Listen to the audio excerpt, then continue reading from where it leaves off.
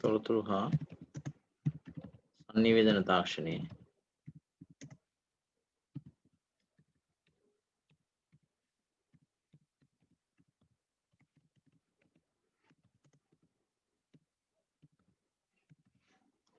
තොරතුරු හා සංනිවේදන තාක්ෂණයේ යෙදුම්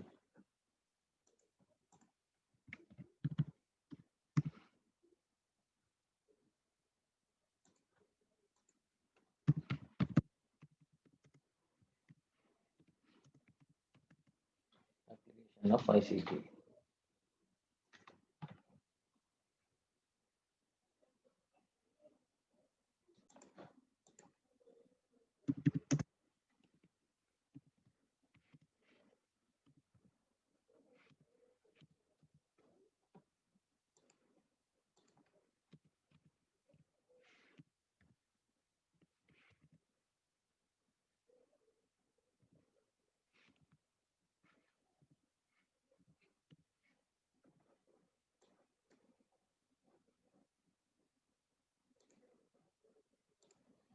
අධ්‍යාපන ශාස්ත්‍රය වචන හරියට ලියා ගන්න.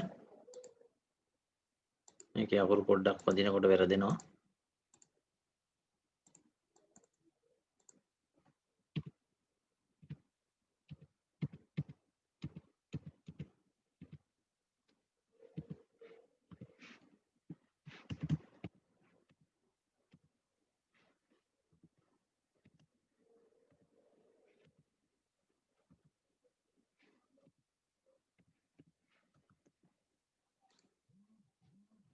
අධ්‍යාපන ශාස්ත්‍රය ගැන කතා කරනකොට අධ්‍යාපන ශාස්ත්‍රයේ අපි තොරතුරු සංනිවේදන තාක්ෂණය විවිධ ආකාරයෙන් භාවිතා කරනවා. එක පැත්තකින් ගත්තම තොරතුරු සංනිවේදන තාක්ෂණය භාවිතා කරනවා ඉගෙනුම් ආධාරකයක් විදිහට. හරි. ඒත් එකක් තමයි අපි ඉගෙනුම් ආධාරකයක් විදිහට මේක පාවිච්චි කරනවා.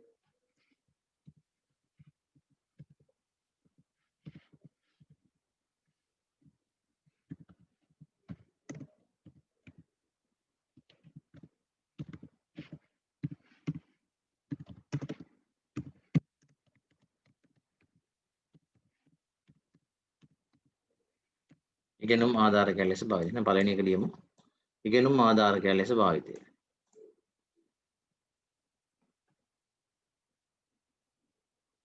ඉගෙනුම් ආධාරකයක් විදිහට අපිට පාවිච්චි කරන්න පුළුවන් තොරතුරු සංනිවේදන තාක්ෂණය. උදාහරණයක් විදිහට ගත්තොත් දැන් අපි මේ වෙලේ කරන්නේත් එහෙම එකක් තමයි එක පැත්තකින් ගත්තම. ඒ කියන්නේ ඔයාලට උගන්වන්න මම ආධාර කරගෙන තියෙනවා අන්තර්ජාලය සහ මේ Zoom කියන software එක. ඊළඟට ගොඩක් වෙලාවට අපි පොදුවේ ගොඩක් අයගේ බහුලව පාවිච්චි වෙන command එක පොදු එක වෙන්නේ ප්‍රොජෙක්ටර් එකක් පාවිච්චි කරනවා. මේ පරිගණකය සහ ප්‍රොජෙක්ට් එක පාවිච්චි වෙනවා. ඉතින් අපිට ඒ වගේ ඒවා කීපයක් වෙනකට නෝට් ගන්න පුළුවන්. උදාහරණ කියලා දාන්න. උදාහරණ කියලා දාලා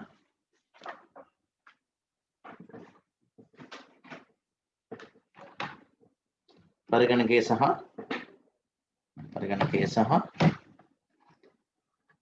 බහු ප්‍රක්ෂේපණ යන්ත්‍රය. තේරෙන විදිහට කිව්වොත් මල්ටිමීඩියා ප්‍රොජෙක්ටර්.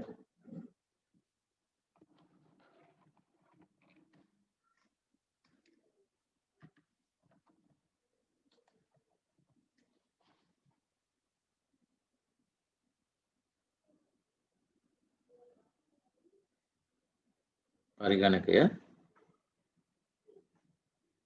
සහ බහු ප්‍රක්ෂේපණ යන්ත්‍ර.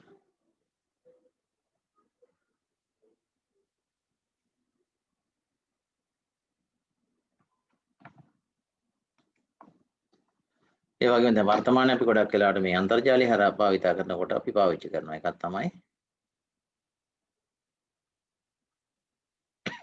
අන්තර්ජාලය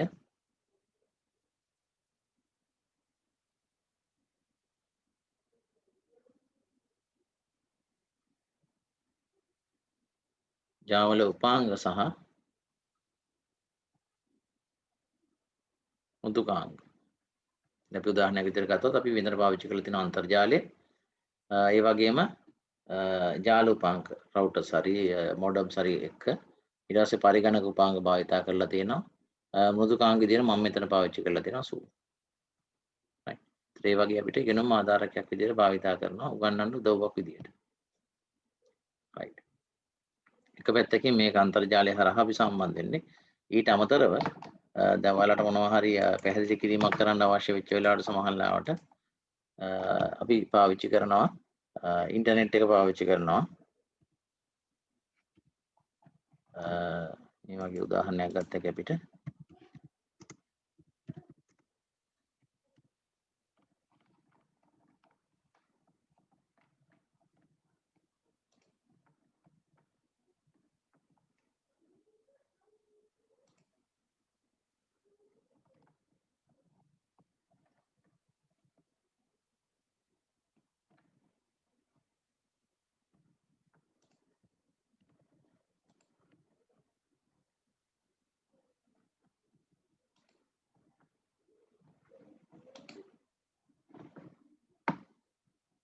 මේ තියෙන වගේ එකක්. මේ වගේ අපිට පුළුවන් මොනවා හරි අවශ්‍ය දෙයක් අපිට ඉන්ටර්නෙට් එකෙන් අරගෙන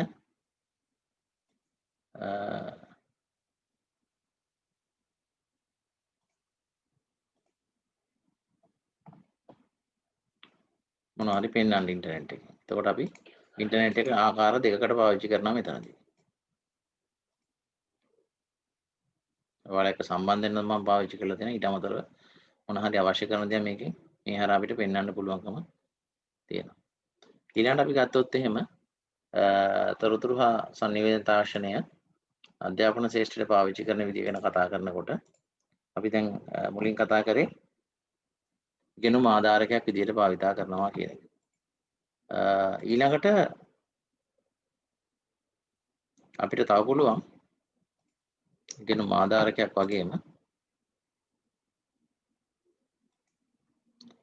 ඉගෙනුම් මෙවලමක් ලෙස. ඒ කියන්නේ දැන් මේ ඉගෙනුම් ආධාරකය පාවිච්චි කරන්නේ කවුද? උගන්වන ගුරුවරු. ඒ වගේම අපිට පුළුවන්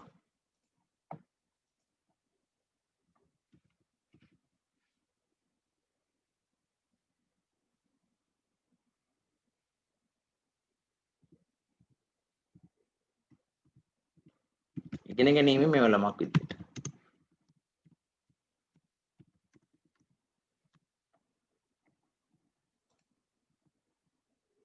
මෙවලමක් ලෙස. ඒ කියන්නේ ඔයාලට ඕන කරන මොනවා හරි පුළුවන් අන්තර්ජාලයෙන් සර්ච් කරන්න. උදාහරණ විදිහට ගන්න. අන්තර්ජාලය හරහා ඉන්ටර්නෙට් හරහා අන්තර්ජාලය හරහා යන්න අන්තර්ජාලය හරහා වරහන් ඇතුළේ ඕන ඉන්ටර්නෙට් අන්තර්ජාලය හරහා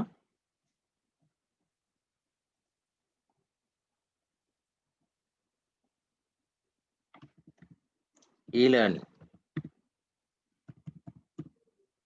ක්‍රම භාවිතය. ඒතර පොදුවේ මම මේ කිව්වේ e-learning ක්‍රම. හරි සමහර ලාට අපි Google එකට ගිහිල්ලා අපිට ඕන එකක් සර්ච් කරලා ඉවරලා හොයා ගන්නවා වෙන්න පුළුවන්. YouTube එකේ මොන හරි පාඩමකට සම්බන්ධ වෙනවා වෙන්න පුළුවන්. හරි.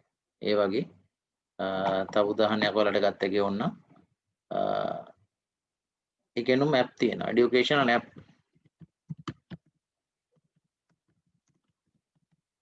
educational app භාවිතය.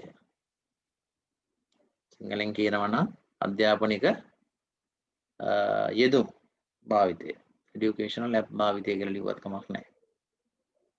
ඒ කියන්නේ සමහර තියෙනවා educational apps හදපුවා.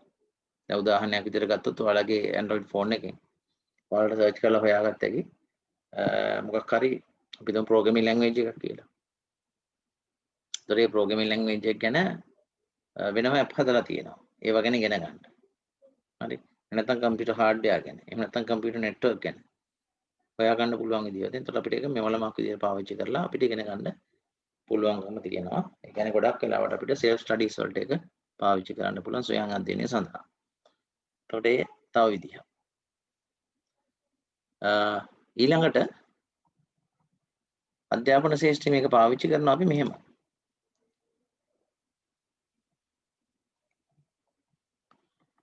එකක් තමයි මාර්ගගත විභාග පැවැත්වීමට ඔන්ලයින් එක්සෑම් වලට. ලියන්න ඊළඟ එක ඔන්ලයින් විභාග සඳහා මාර්ගගත විභාග පැවැත්වීමට.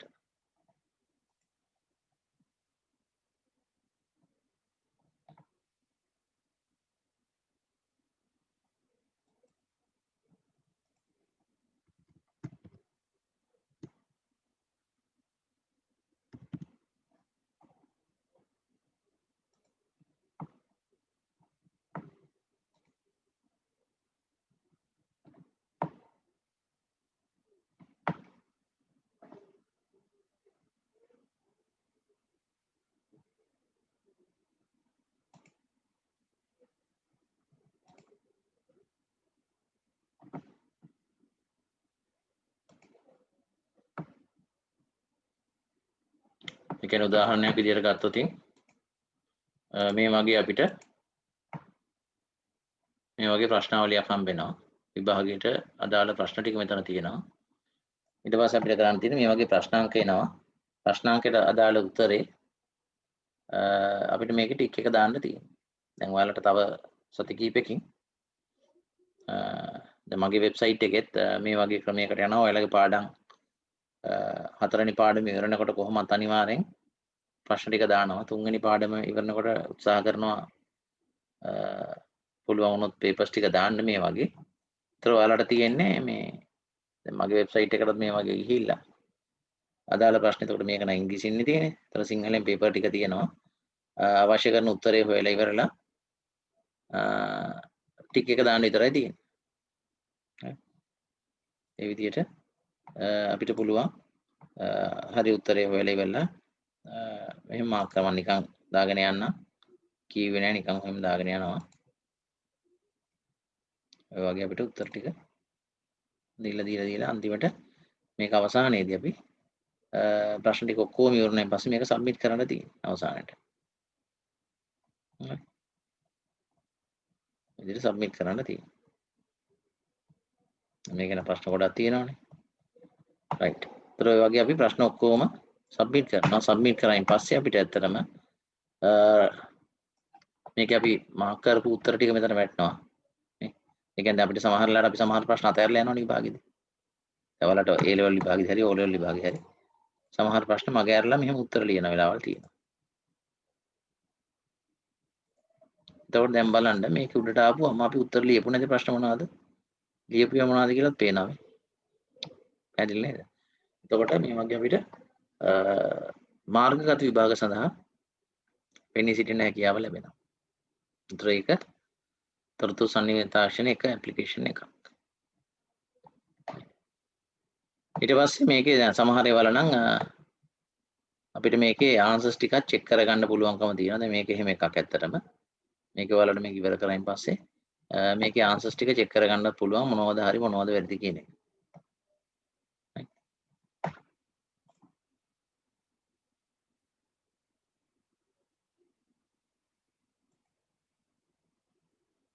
මේ තියෙන එකේ උත්තර ටික ඔය වගේ චෙක් කරගන්න පුළුවන්. විස්තරත් එක්කම දීලා තියෙනවා. එතකොට මෙතනදී මේ ඔය වගේ ඔන්ලයින් විභාග ඕන තරම් තියෙනවා. පසුව අපි ඉගෙන ගමු. ඔයාලට A level වලින් පස්සේ විශේෂයෙන් ඒ වගේ එකක් ඉගෙන ගන්න පුළුවන්. දැනට 13 අය නම් මම හිතන්නේ සමහර අය සම්බන්ධ වෙලා තියෙනවා. මම ඔය පෙන්න පේපර් එක නෙට්වර්කින් සම්බන්ධ එකක් CCNA එක්සෑම් එකක. ඒතර මේ දවස්වල සමහර ළමයි ඒකට සම්බන්ධ වෙලා පාඩම් කරගෙන යනවා. රයිට්.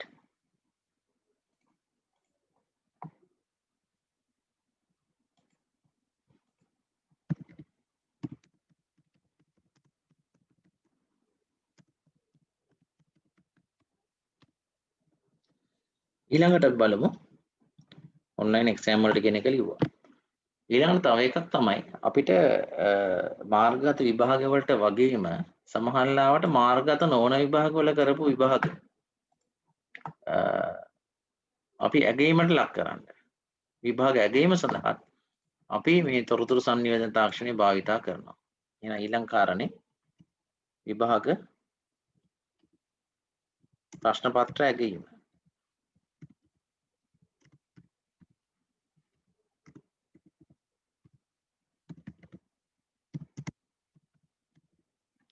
විභාග ප්‍රශ්න පත්‍ර ඇගීම සඳහා උදාහරණ විදියට අපි මේ ලස්සන කතා කරා මට මතක විදියට OMR එකෙන් පේපර් බලන්න පුළුවන් කියන එක. ඊට සති දවස් කිහිපයකට කලින් අපි කතා කරා. උදාහරණ කියලා දාන්න OMR මගේ ප්‍රශ්න පත්‍ර උත්තර පරීක්ෂාව.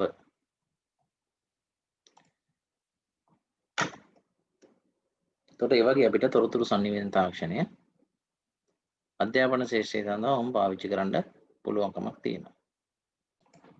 ඊළඟට අපි බලමු මේ තොරතුරු sannivedana තාක්ෂණයත් එක්ක අපි මේ ක්‍රමයට ඉගෙන ගන්න එකෙන් තියෙන ඊළඟ අමතරව හම්බ වෙන දේවල් ටික පොඩ්ඩක් බලමු. ඒ කියන්නේ තොරතුරු sannivedana තාක්ෂණය භාවිතා කරලා අධ්‍යාපන ශාස්ත්‍රයට භාවිතා කරනකොට අපිට සාමාන්‍ය දේවල් වලට වඩා තියෙන වාසි සහ විශේෂ දේවල් ටිකක් පොඩ්ඩක් කතා කරමු. එකක් තමයි අපිට පුළුවනි සිමියුලේටර්ස් පාවිච්චි කරන්න. තියෙන සිමියුලේටර් එකක්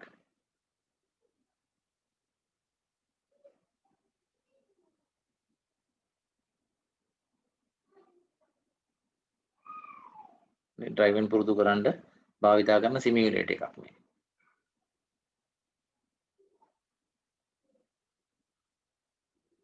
ඒතකොට ඇත්ත වාහනේට පුහුණු වෙන කෙනාව දාන්න කලින් මුලින්ම සිමියුලේටර් එකක දාලා ඉවරලා මේ වගේ ක්‍රියාත්මක වෙන්න පුළුවන්. ඉතින් ඇත්තටම අපේ ඔය කම්පියුටර් ගේම්ස් වගේ තමයි මේක තියෙන්නේ. හරි. ඉතින් මේවා ගොඩක් වර්තමානයේ තියෙනවා මීට වඩා ටිකක් ඇඩ්වාන්ස් වෙච්ච සමහර ඒවා. දැන් උදාහරණයක් විදිහට ගත්තොත් මෙතන අපි මේ දැක්කේ කාර් සිමියුලේටර් එකක්. තව ඒ වගේ තියෙනවා ෆ්ලයිට් සිමියුලේටර්. එතකොට ගියාම දැන් ඔය අභ්‍යවකාශ සමහර ක්‍රියාවලින් වලට සම්බන්ධව පුහුණු වීම දෙනකොට අපි ගත්තොත් එහෙම දැන් රොකට් එකක රොකට් එකේ ගමන ගැන පුරුදු කරන්න කියලා දැන් වාහනයක නම් වාහනයක පුරුදු වෙන කෙනාත් එක්ක පුහුණු වීම කරන්න පුළුවන්. නමුත් දැන් රොකට් එකක පුහුණු වෙන්න කියලා එකපාරක් යවන්න බෑනේ. නේ? රොකට් එක යවන්න පුළුවන් එකපාරයිනේ හරියට. ඒ හින්දා පුහුණු වෙලා තමයි රොකට් එකට නගින්නේ. ඒ හින්දා ඒ වගේ ඒකේ වටපිටාව ගැන පුරුදු වෙන්න ඒකේ භාවිතා කරන උපකරණ ගැන පුරුදු වෙන්න සිමියුලේටර්ස් පාවිච්චි කරන්න වෙනවා.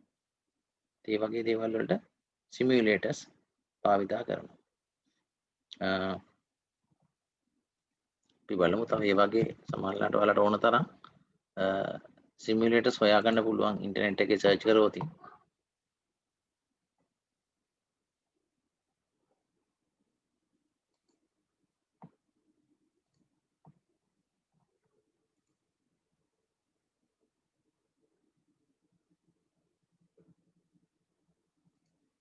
මේ තියෙන මේ වගේ සිමියුලේටර් එකක්.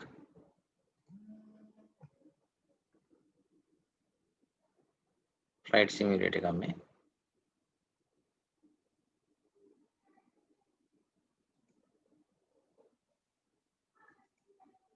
ඒතර ඇත්තටම ෆ්ලයිට් එකකට නගින්න නැතුව මේ විදිහට සිමියුලේටර් එකකින් පුහුණු වීම කරනවා. ඒ ගොඩක් වෙලාවට අපිට සිමියුලේටර්ස් පාවිච්චි කරන්න පුළුවන් අවදානම් වැඩි දේවල් පුරුදු කරන්න. හරි.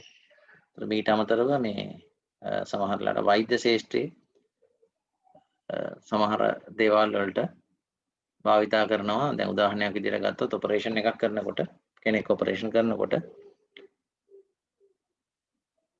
පණ පිටින් ඉන්න කෙනෙක්ව කපලා කොටලා ඔපරේෂන් එක කරන්න බෑනේ. හරි. ඒ හින්දා එක්කෝ අන්න කෙනෙක්ව ගන්න වෙන්නේ. එහෙම නැත්නම් ඔය වගේ සිමියුලේටර් එකක් පාවිච්චි කරලා තමයි අපිට මේ වගේ ක්‍රියාවලියක් කරගන්න වෙන්නේ.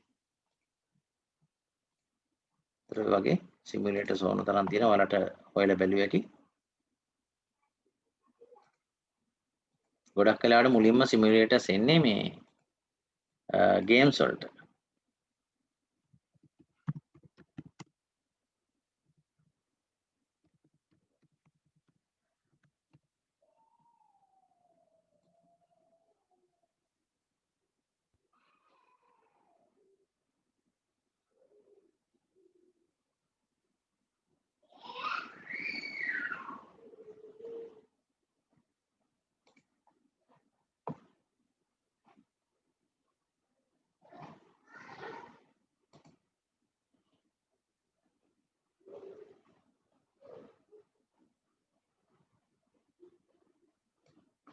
right ඒ වගේ මේ අපි වෛද්‍ය ශාස්ත්‍රයේ වගේ එකකුත් බලමු.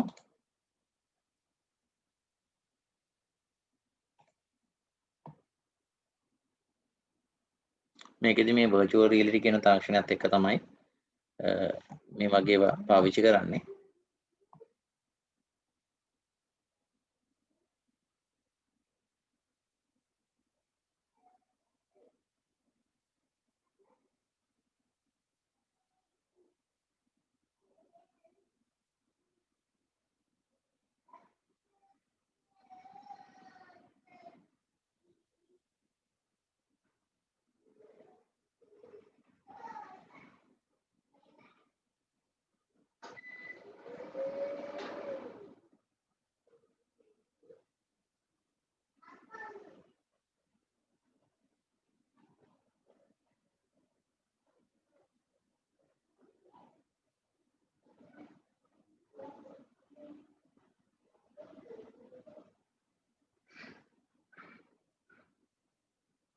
හරි.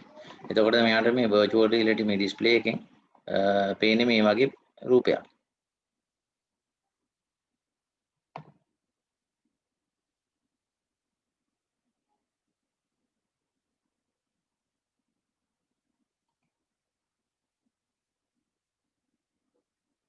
පැහැදිලි නේද? ඔය වගේ අපිට සිමියුලේටර්ස් පාවිච්චි කරන්න පුළුවන්. තව ඕන තරම් ඔය වගේ දේවල් හොයන්න පුළුවන් ඉන්ටර්නෙට් එකේ නිකන් ඔය අනම්මනම් හොයන වෙලාවල් වල ඔය වගේ සිමියුලේටර්ස් හොයලා බලන්න. තව ඕන තරම් ඒවා තියෙනවා පුළුවන්. ගොඩක් දේවල් පටන් අරන් තියෙන්නේ ගේම් විදියට තමයි. ඊට පස්සේ ඒවා ප්‍රයෝජනවත් විදියට විවිධ ශේෂ්ත්‍ර සඳහා භාවිතා කරනවා. හරි ඔපරේෂන් එකක් කරනවා පේනවනේ.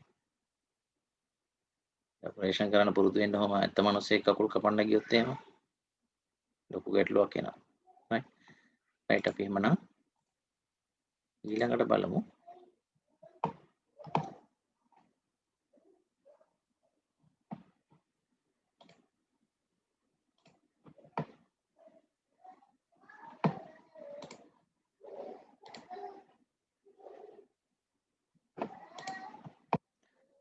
ඊළඟට අපි කතා කරමු එහෙමනම් මුලින්ම ලියමු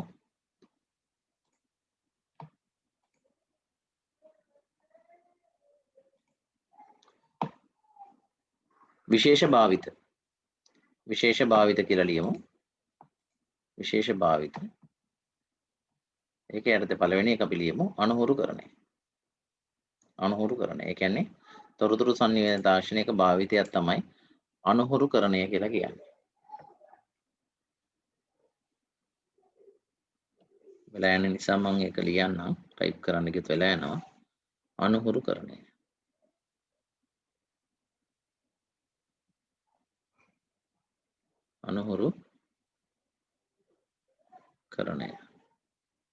ඉංග්‍රීසියෙන් අපි කියන්නේ සිමියුලේටර්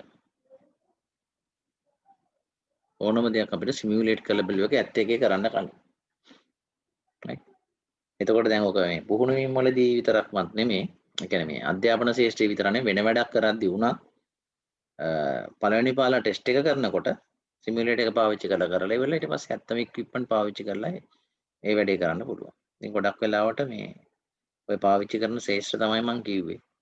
සමහර උපකරණ හසුරවන්න පුරුදු කරන වාහන මොනවා හරි වාහනයක් කාර් එකක් බස් එකක් වෙන්න පුළුවන් ප්ලේන් එකක් වෙන්න පුළුවන් ට්‍රේන් එකක් වෙන්න පුළුවන් බැකෝ එකක් වෙන්න පුළුවන් ඒ වගේ දේවල් පුහුණු කරන්න ගොඩක් ආයතන වල මේක පාවිච්චි කරනවා සිමියුලේටර්ස් ඊළඟට අපි අර දැක්කා වගේ වෛද්‍ය ශාස්ත්‍රවල වගේ අවදානම් ශාස්ත්‍රවලදී තමයි ගොඩක් වෙලාවට මේ අනුහුරු කරන අපිට ගොඩක් ප්‍රයෝජනවත් වෙන්නේ. ඒතර අනුහුරු කරන එක ගැන පොඩ්ඩක් මෙහෙම ලියාගමු.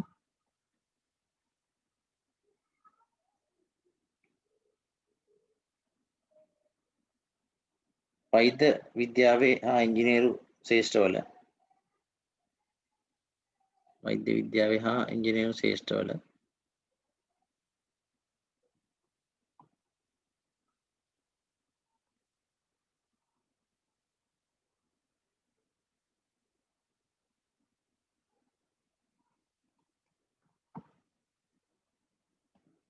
අවදානම් වැඩි ක්‍රියාවලින් පුහුණු වීම සඳහා අනුහුරුකරණය භාවිතා කරයි. අනුහුරුකරණය භාවිතා කරයි.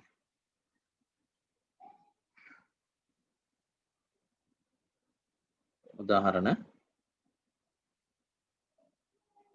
පළවෙනි එක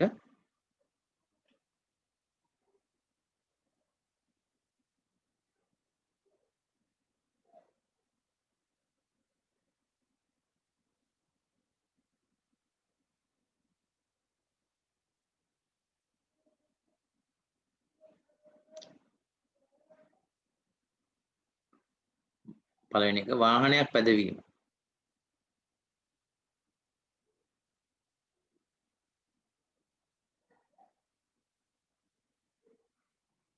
අනුහුරුකරණයෙන් පුහුණු කිරීම. අනුහුරුකරණයෙන් පුහුණු කිරීම.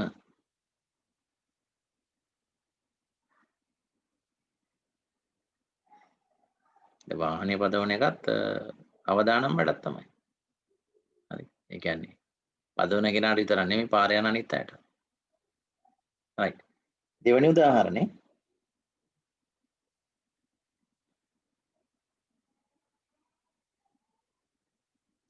වෛද්‍ය විද්‍යාවේ ශල්‍ය කර්ම පුහුණු කිරීම සඳහා.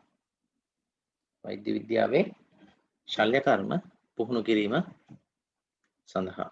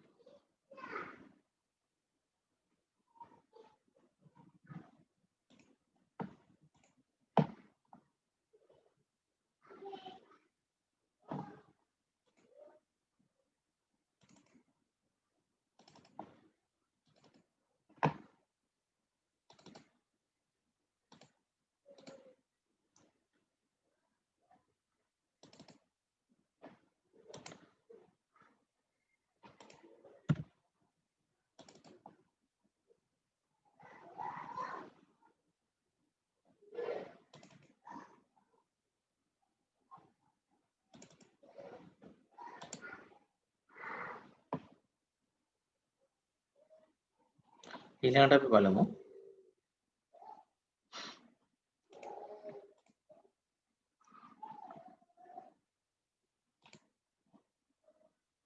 දැන් වර්තමානයේ අපි ගොඩක් වෙලාවට තොරතුරු සංනිවේදන තාක්ෂණය භාවිත කරන දුරස්ථ අධ්‍යාපන ක්‍රියාවලින් සඳහා. එහෙනම් ඊළඟට ලියාගමු දෙවෙනි එකට විශේෂ එකක්නේ. විශේෂ දෙකක් විදිහට අපි ලියාගමු. පළවෙනි එක අනුහුරු කරන්න කියලා ලියමු. දුරස්ථ අධ්‍යාපන. දුරස්ථ අධ්‍යාපන. දුරස්ථ අධ්‍යාපන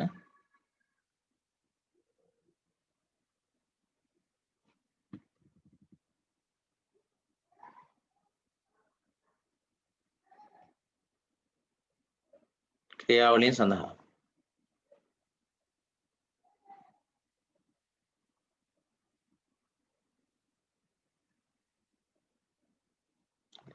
මීට කලින් දුරස්ථ අධ්‍යාපන ක්‍රම නොතිබුණා නෙමෙයි තිබුණා.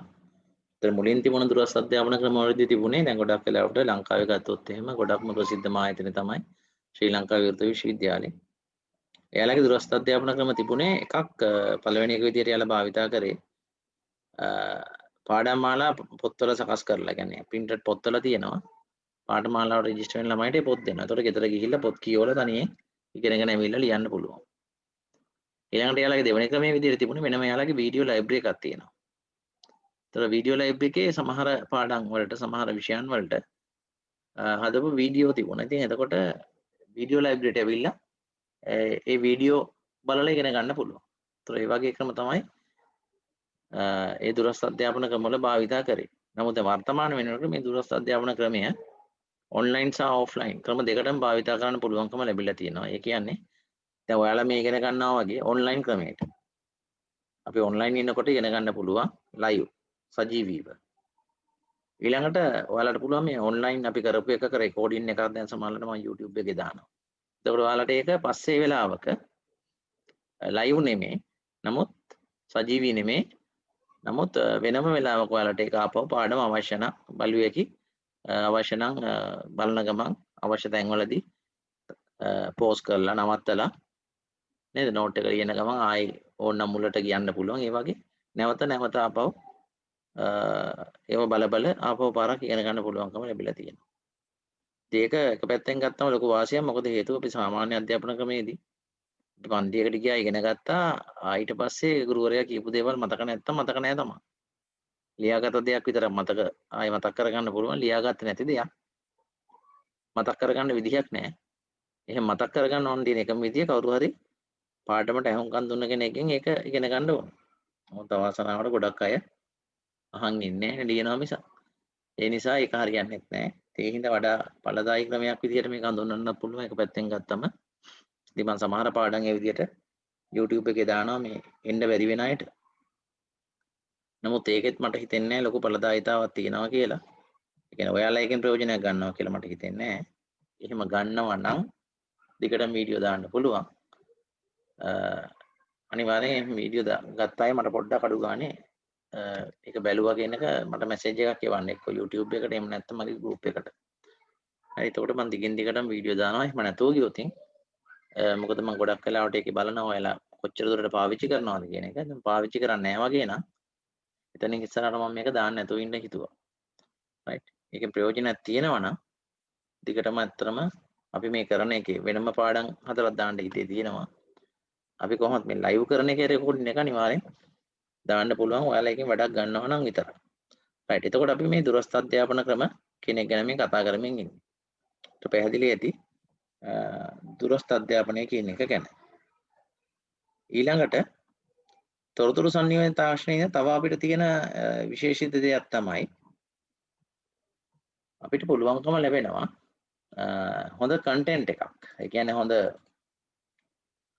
වඩා හොඳ අන්තර්ගතයක් ලබා දෙන්න. දැන් සාමාන්‍යයෙන් අපි ඉස්කෝලේ එක උගන්වනකොට හරි වෙන ක්ලාස් එක හරි අපි බ්ලැක් බෝඩ් එක හරි වයිට් බෝඩ් එක හරි ගන්නනකොට සමහර වෙලාවට අපිට මේ ලොකු කන්ටෙන්ට් එකක් විශාල අන්තර්ගතයක් ලබා දෙන්න බෑ. දැන් උදාහරණයක් විදිහට ගත්තොත් දැන් මම දැන් චුට්ටක් කලින් පෙන්නපු සමහර වීඩියෝස් තියෙනවා. නේද? අපි දැන් කිව්වොත් සිමියුලේටර් එක පාවිච්චි කරලා මෙන්න මෙහෙමයි සිමියුලේටර් එක පාවිච්චි කරලා ඔපරේෂන් කරන්න පුරුදු කරන්න පුළුවන් කියලා. එතකොට ඒක එක එක්කෙනාට තමන්ගේ චිත්‍ර රූප වෙන විදිහට තමයි ඒක හිතාගන්නේ. තමන්ට තේරුම් ගිය විදිහට තමයි හිතාගන්නේ. නමුත් දැන් අපිට මේ වගේ දෙයක් වීඩියෝ එකක් පෙන්නුවම ඔයාලට අදහස් හරියටම ගන්න පුළුවන්. ඒ වගේ වාසියක් තියෙනවා.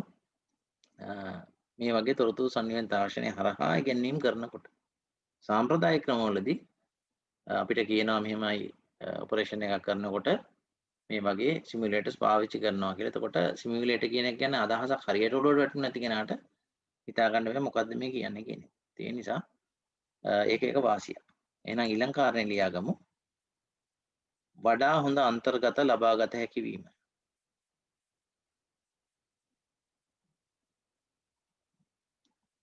වරහන් ඇතුලේ දාගමු.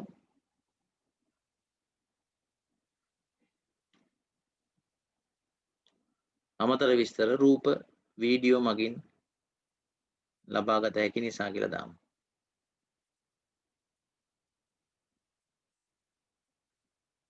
ඒ විතරක් නෙමෙයි සමහර දේවල් ගැන අපිට මේ සමහර ඔය ස්ටැට් එහෙම පෙන්වන්නත් පුළුවන්කම තියෙනවා දැන් අපිට. නිකන් උගන්නනකොට ලියලා පෙන්වනවට වඩා සමහර තොරතුරු ගැන අපිට මොනවා හරි විස්තර කිරීමක් කරන්න ලේසි වෙනවා මේ ක්‍රමයේදී.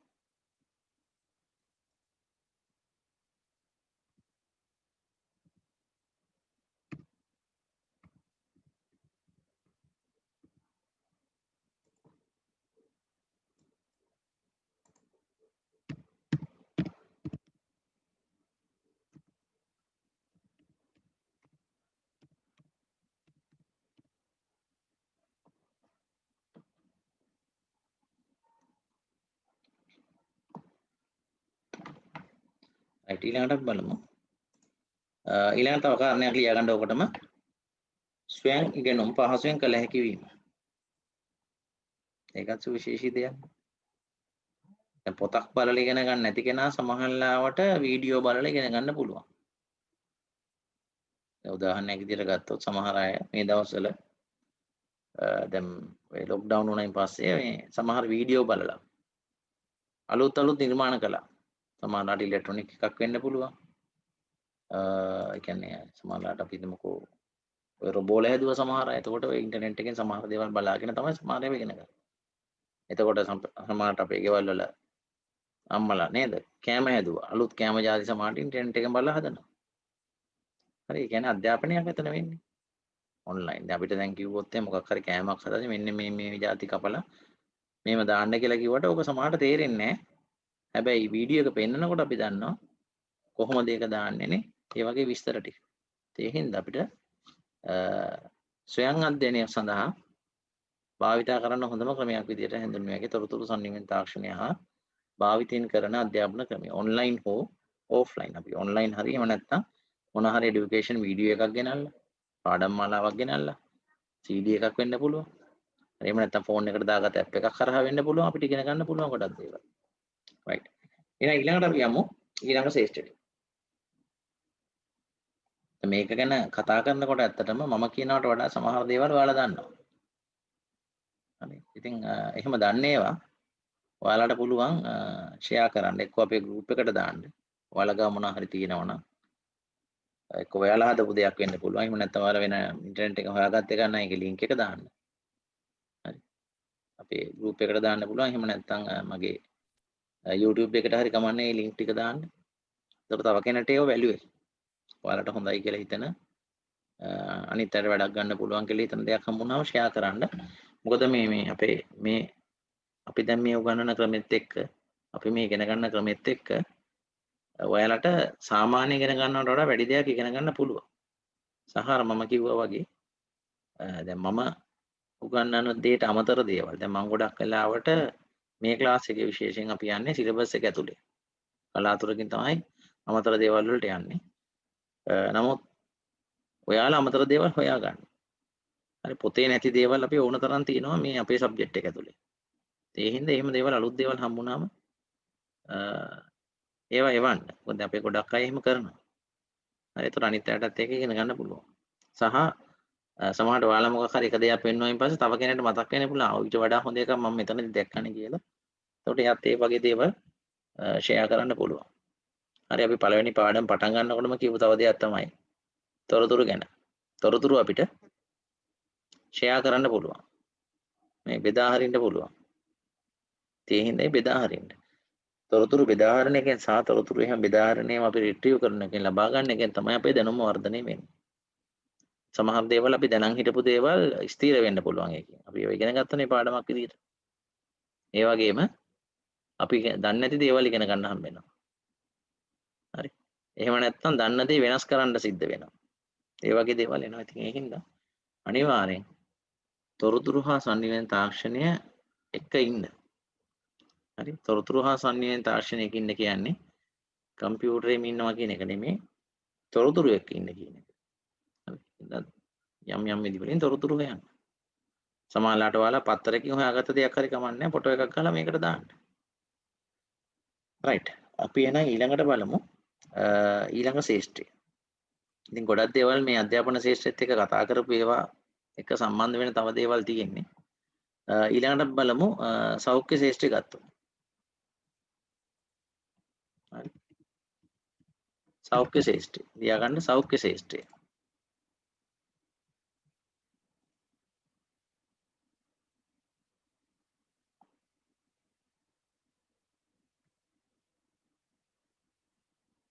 දැන් සෞඛ්‍ය ශේෂ්ත්‍රය ගත්තම සෞඛ්‍ය ශේෂ්ත්‍රයේ තොරතුරු සංනිවේදන තාක්ෂණය භාවිතා වෙනවා හැමතැනදීම. ඒ කියන්නේ එක තැනකදී ගත්තොත් එහෙම දැන් අපි සාමාන්‍යයෙන් සෞඛ්‍ය ශේෂ්ත්‍රය එක්ක කතා කරනකොට අපි නිතරම දකින දෙයක් තමයි එක සෞඛ්‍ය ගැටලු වලට අපි දොස්තර කෙනෙක් හම්බුනහම එයාලා අපිට කියනවා එක රිපෝට්ස් ගේන්න කියලා. එක පරීක්ෂණ කරලා රිපෝට්ස් ගේන්න. එතකොට රිපෝට්ස් ගේන්නේ ඒ පරීක්ෂණ කරන්නේ ගොඩක් වෙලාවට පරිගණකගත පද්ධති වලින්. ඒ හින්දා අපිට තොරතුරු සංනිවේදන තාක්ෂණය ගොඩක් වැදගත් වෙනවා ලෙඩේ හඳුනා ගන්න. අපි දැන් දොස්තර කෙනෙක් ගාවට යන රෝග ලක්ෂණ අනුව. එතනට ගියයින් පස්සේ ඒක හරියටම නිශ්චය කරගන්න හින්දා යා අපිට කියනවා මෙන්න මේ කියන පරීක්ෂණ ටික කරන්න. එතකොට මේ පරීක්ෂණ ඇසුරින් තමයි දොස්තර තීරණය කරන්නේ, වෛද්‍යවරයා තීරණය කරන්නේ මොකද්ද තියෙන රෝගය කියන එක. ඊළඟට රෝගියට අවශ්‍ය කරන බේත් වර්ග ටික ඊට පස්සේ වෛද්‍යවරයා ලබා දෙනවා. එහෙම නැත්නම් නම් කරලා ලියලා දෙනවා. එතකොට ඒ ලබා දෙන බේත් වර්ග හදන්නේ නිෂ්පාදනය කරන්නේ කොහොමද? ඒ පරිගණකගත පද්ධති වලින් තමයි ඒවා හදන්නේ. එහෙම ගත්තම තොරතුරු සංනිවේදන තාක්ෂණය නැතුව වෛද්‍ය ශාස්ත්‍රය නෑ වගේ. right? ඒ නිසා තමයි තොරතුරු සංනිවේදන තාක්ෂණය වෛද්‍ය ශාස්ත්‍රයට වැදගත් වෙන්නේ. right? ඊළඟට දැන් වර්තමාන වෙනකොට ටෙලිමෙඩිසින් වගේ. ඒ කියන්නේ අපි මේ අන්තර්ජාලය හරහා වෛද්‍ය කටයුතු කරන්න පුළුවන් තත්යකටපත් වෙලා තියෙනවා සහ විශේෂයෙන් දැන් මේ තියෙන තත්ත්වෙත් එක්ක සමහර වෙලාවල් වලට අපිට හොස්පිටල් එකට යන්න බයයි. ඒතකොට ගෙදර ඉඳන් බේත් ගන්න තිබුණා නම් හොඳයි. ගැටලුවකට තියෙන්නේ දොස්තරට අපිව පරීක්ෂා කරන්න බෑ භෞතික වශයෙන්. නමුත් මේ ක්‍රමයේ ඔස්සේ අපිට සමහරට ලංකාවේ ඉන්න වෛද්‍යවරයෙක් නෙවෙයි වෙන රටක ඉන්න වෛද්‍යවරයෙක්ට හරි අපිට අවශ්‍ය කරන ඖෂධ මොනවද කියලා නිර්දේශ කරන්න යාලට පුළුවන්කම තියෙනවා. අපි ආසන්නම තැනකින් අපේ වෛද්‍ය රිපෝට්ස් මොනවා හරි ඕන කරන වාර්තා අරගත්තොත් ඒ වාර්තා ටික ස්කෑන් කරලා යාට සබ්මිට් කරොත් ඒ දිහා බලලා ඉවරලා සමහරට අපිට අවශ්‍ය කරන උපදෙස් ටික දෙන්න පුළුවන්. හරිද? ඒ වගේ තොරතුරු සංනිවේදන ශාස්ත්‍රය අපිට වෛද්‍ය ශාස්ත්‍රයට ගලප ගන්න පුළුවන් මේ විදිහට. එහෙනම් අපි ඒකයටද ලියමු.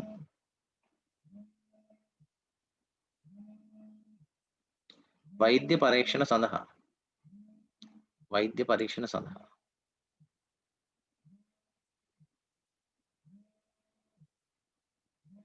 තොරතුරු සංනිවේදන තාක්ෂණ උපකරණ එහෙම නැත්නම් ICT මෙවලම් කියලා දාමු කෙටි.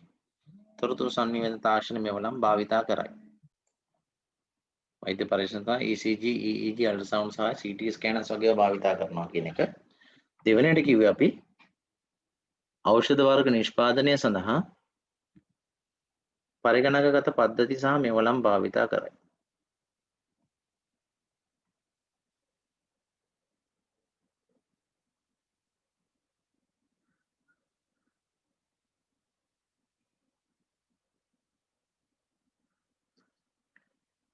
right එතකොට ඒ වගේ ඒවා භාවිතා වෙනවා. ඊළඟට අපි ගත්තොත් එහෙම දැන් අපි දැන් මුලින් කතා කරේ රෝගීන්ගේ මොනවා හරි වාර්තා ගන්න පුළුවන් ක්‍රමයක් ගැන. ඊළඟට කතා කරේ බේත් වර්ග දෙන්න ඕන වෙනවා කියන එක. බේත් වර්ග නිෂ්පාදනය කරන්න තොරතුරු සංනිවේදන තාක්ෂණ ඕන කියන එක. ඊළඟට වර්තමාන වෙනකොට නම් මම ඉස්සෙල්ලා කිව්වා වගේ අන්තර්ජාලය හරහා වෛද්‍ය සේවා සැපයුම් කරන්න පුළුවන්කම හම්බෙලා තියෙනවා. දැන් උදාහරණ විදිහට ගත්තොත් අපිට අන්තර්ජාලය හරහා වෛද්‍ය උපදෙස් ගන්න පුළුවන්. මේ අපේ රෝග ලක්ෂණ ටික කිව්වම සමහරට අවශ්‍ය නම් අපේ වෛද්‍ය වාර්තා ටික එයාලට අන්තර්ජාලය හරහා ඊමේල් වලින් හරි වෙන යම් ක්‍රමයකින් WhatsApp කරලා හරි රිපෝට්ස් එක හම්බුනායින් පස්සේ එයාලට නිර්දේශ කරන්න පුළුවන් අවශ්‍ය කරන බේත් වර්ග මොනවද කියලා. එහෙම නැත්නම් සමහර මේ දැන් සමහර ආයතන වලින් එක ඇප් හඳුන්වා දීලා තියෙනවා. ඒ හරහා ඒ අවශ්‍ය තොරතුරු ලබා දෙන්න පුළුවන්කම තියෙනවා. right. ඒතර ඒ වගේ ඒවා අපිට ඊළඟට ලියුව හැකි. ලියන්න එහෙමනම් අන්තර්ජාලය හරහා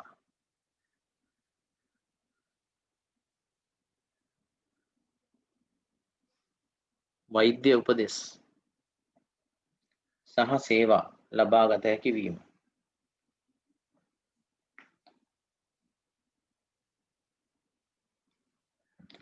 සමහරවිට වෛද්‍යවරයෙක්ගේ සේවය විතරක් නෙමෙයි අපි හිතමුකෝ අපිට හදිසි ඇම්බියුලන්ස් එකක් ඕනේ කියලා. එතකොට අපේ ෆෝන් එකේ ඇප් එකෙන් නේද? සමහරට එක බටන් එකයි. එකපාරයි ටච් කරන්න තියෙන්නේ. පණිවිඩය යනවා. ඒතර ඒ වගේ දේවල් තියෙනවා. right දැන් සමහර රටවල් වල එහෙම භාවිතා කරනවා රෝගීන්ගේ කියන්නේ මොනිටරින් සිස්ටම්. ගෙදර රෝගියා ඉන්නේ. දොස්තර හොස්පිටල් එකේ ඉන්නේ. ඉතින් රෝගියාට සම්බන්ධ කරලා දෙන මොකක් හරි ගැජට් එකක් ඒකෙන් අපි තුමු heart rate එක වෙන්න පුළුවන්. හරි. ඒ වගේ වෙන මොනවා හරි අවශ්‍ය කරන විස්තර ඒ වල தත්ත්වය එතකොට ඒ ඇප් එක හරහා දොස්තරට ඕන වෙලාවක වෛද්‍යවරයාට ඕන වෙලාවක බලා ගන්න පුළුවන්කම තියෙනවා. right. ඒ වගේම අපි හිතමුකෝ අවදානම් අවස්ථාවකට ආවම වෛද්‍යවරයාට ඇලර්ට්ස් දෙනවා. right. ඒ වගේ හදපු සිස්ටම් තියෙනවා සහ අපේ විභාගයේ වගේ ප්‍රශ්න අහන්න පුළුවන් දැන් තියෙනවා. ඒ නිසා හැමතිස්සෙම මේ අලුත් දේවල් හොයන්න බලන්න. ඒකට වෛද්‍ය ශාස්ත්‍රයට ওই විදිහට අපිට භාවිතා කරන්න පුළුවන්.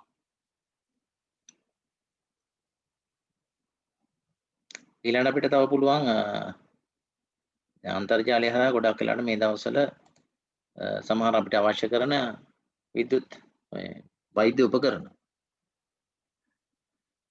නේද? වෛද්‍ය උපකරණ ගෙන්න ගන්න පුළුවන්කම තියෙනවා. කියන්නේ අපි ගත්තොත් එහෙම උෂ්ණත්ව මානයක් අවශ්‍ය නැන්නේ. හදිසිය ගෙදර කාට හරි මොන ගෙනනොත් එහෙම ඒතර ෆාමසියට යන්න නැතුව අපිට අන්තර්ජාලය හරහා ඒව ගන්න පුළුවන්. ඊළඟට ගත්තම දැන් ගොඩක් අය පහුගිය කාලවල ෆේස් මාස්ක් අඩුවෙන් තිබුණා. එතකොට ඔන්ලයින් අපිට ඒව ඕඩර් කරන්න පුළුවන්කම හම්බුණා. ඒ වගේ දේවල් තියෙනවා. තව සමහර ඒවා තියෙනවා අපේ ලංකාවේ නැති උපකරණ. ඒවා ඔන්ලයින් ඕඩර් කරන්න පුළුවන්. ඒ වගේ ගොඩක් වාසි තියෙනවා. තොරතුරු සංනිවේදන ශාස්ත්‍රය භාවිතා කරන එක වෛද්‍ය ශාස්ත්‍රයට. ඊළඟට වෛද්‍යවරයන්ට තියෙනවා තව වාසියක්. අන්තර්ජාලය හරහා එයාලට පුළුවන් එයාලට වඩා දැනුම තියන අයගේ උපදෙස් ලබා ගන්න. හරි. එහෙම සමහර ආයතන තියෙනවා එහෙම සමහර සර්විසස් කරනවා. ඒ කියන්නේ ඒ විශේෂඥ වෛද්‍යවරයා සමහර ලංකාවේ නැහැ. වෙන රටක හොස්පිටල් එකක ඉන්නේ. එතන ඉඳලා එයාගේ සර්විස් එක දෙනවා. අන්තර්ජාලය හරහා අවශ්‍ය කරන රිපෝට්ස් දෙනකොට. ඒ වගේම අවශ්‍ය කරන මොනවා හරි ක්‍රියාකාරකම් කරන්න ඔපරේෂන් එකක් හරි වෙනත් දේවල් කරන්න අවශ්‍ය කරන උපදෙස් අන්තර්ජාලය හරහා ලබා දෙන්න පුළුවන්කම හම්බෙලා තියෙනවා. right. ඊළඟට අපි බලමු තව ශාස්ත්‍රයක්. ඊළඟට ගමු කෘෂිකර්ම ශාස්ත්‍රය. කෘෂිකර්ම ශාස්ත්‍රය.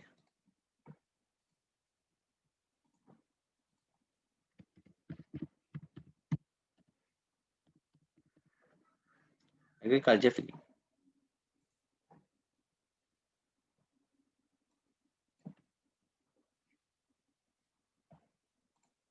එතකොට කෘෂිකර්ම ශාස්ත්‍රයේදීත් අපිට සමහර වෙලාවල් වලට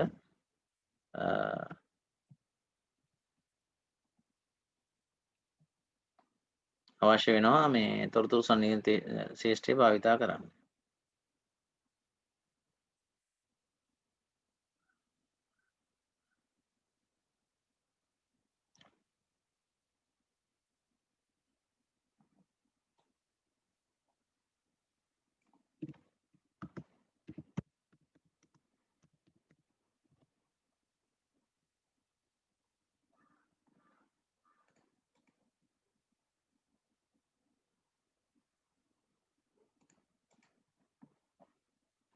අපි එහෙම ඒවා කීපයකුත් බලමු පොඩ්ඩක්.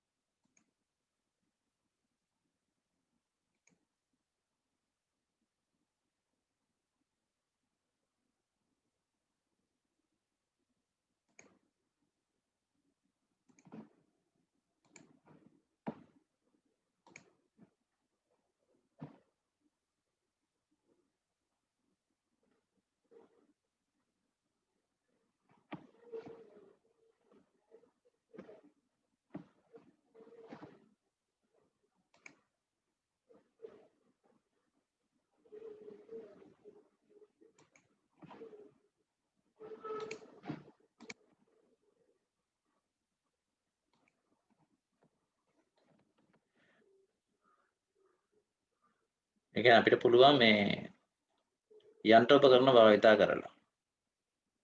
දැනටත් ගොඩක් වෙලාවට චීනය වගේ රටවල කරනවා. හරි. කියන්නේ මිනිස් ශ්‍රමය ඉතා අවම ලෙස භාවිතා කරමින් සමහර කටයුතු කරන්න පුළුවන්කම ලැබිලා තියෙනවා. දැන් ලංකාවේ වුණත් ගත්තොත් අපි දන්නවා සාමාන්‍යයෙන් කෘෂිකර්ම ශේෂ්ත්‍රයට ඉස්සරට වඩා ඒ ශේෂ්ත්‍රයේ යෙදෙන පුද්ගල ප්‍රමාණය අඩු වෙලා තියෙනවා. ඉතින් එහෙමනම් ඒ කාර්යයන් යන්ත්‍ර වලට උපකරණ වලට දෙන්න ඕන කාලය ඇවිල්ලා තියෙනවා. මේ තියෙන්නේ වගේ උදාහරණ කීපයක්.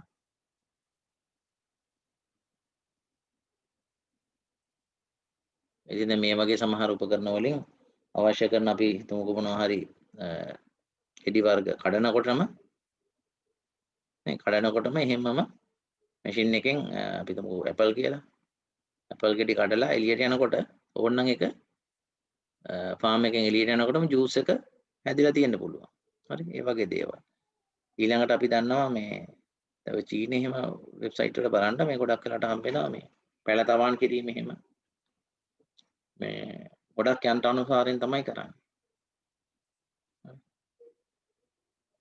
ඒ වලදී තව ගොඩක් දේවල් පරීක්ෂා කරනවා. දැන් උදාහරණ විදිහට ගත්තොත් පරිසරයේ පොළොවේ තෙතමනේ වගේ දේවල්.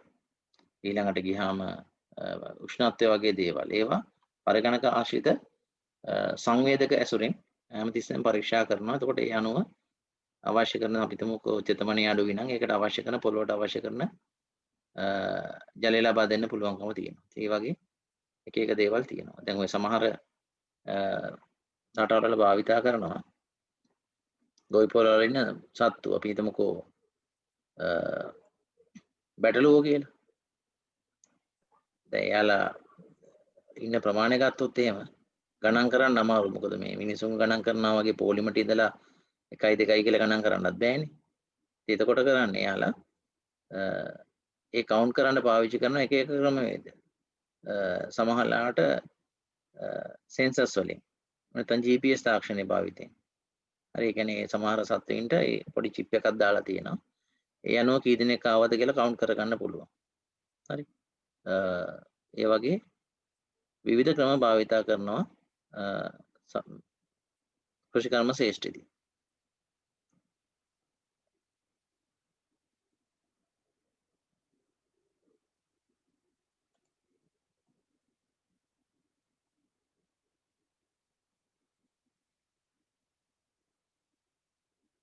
හරි දැන් මේ සත්තුන්ගේ ඔක්කොම දේවල් මොනිටර් කරනවා. මේ සිස්ටම් වලින් පේනවනේ.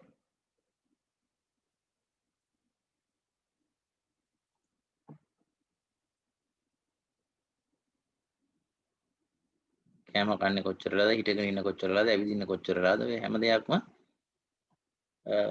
නිරීක්ෂණය කරනවා.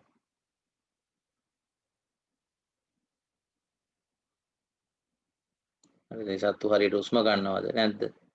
මේ වගේ ගොඩක් දේවල්. ඉතින් ලංකාවේත් ඔයාලට බලුව හැකි අම්බේ වල එහෙම ගියොත් ගොඩක් වෙලාවට මේ යන්ත්‍ර අනුසාරයෙන් තමයි සමහර සත්තුන්ගෙන් ඒ අවශ්‍ය දේවල් කරගන්නේ. කිරි පිටි නිෂ්පාදනය කරන්න කලින් කිරි ගන්නෙ. එතකොට ඒ සත්තුන්ට අවශ්‍ය කරන පෝෂණය ඔක්කොම කම්පියුටර්ස් කරලා තියෙනවා. ඒ වගේ පැහැදිලි ඇදෙනකොට එක එක ශේෂ්ඨ සඳහා තොරතුරු සංනිවේදන තාක්ෂණය කොච්චර දුරට භාවිතා වෙනවද කියන එක. දැන් මේ තියෙන්නේ මේ සත්තුන්ගේ හැසිරීම පරීක්ෂා කරන එක.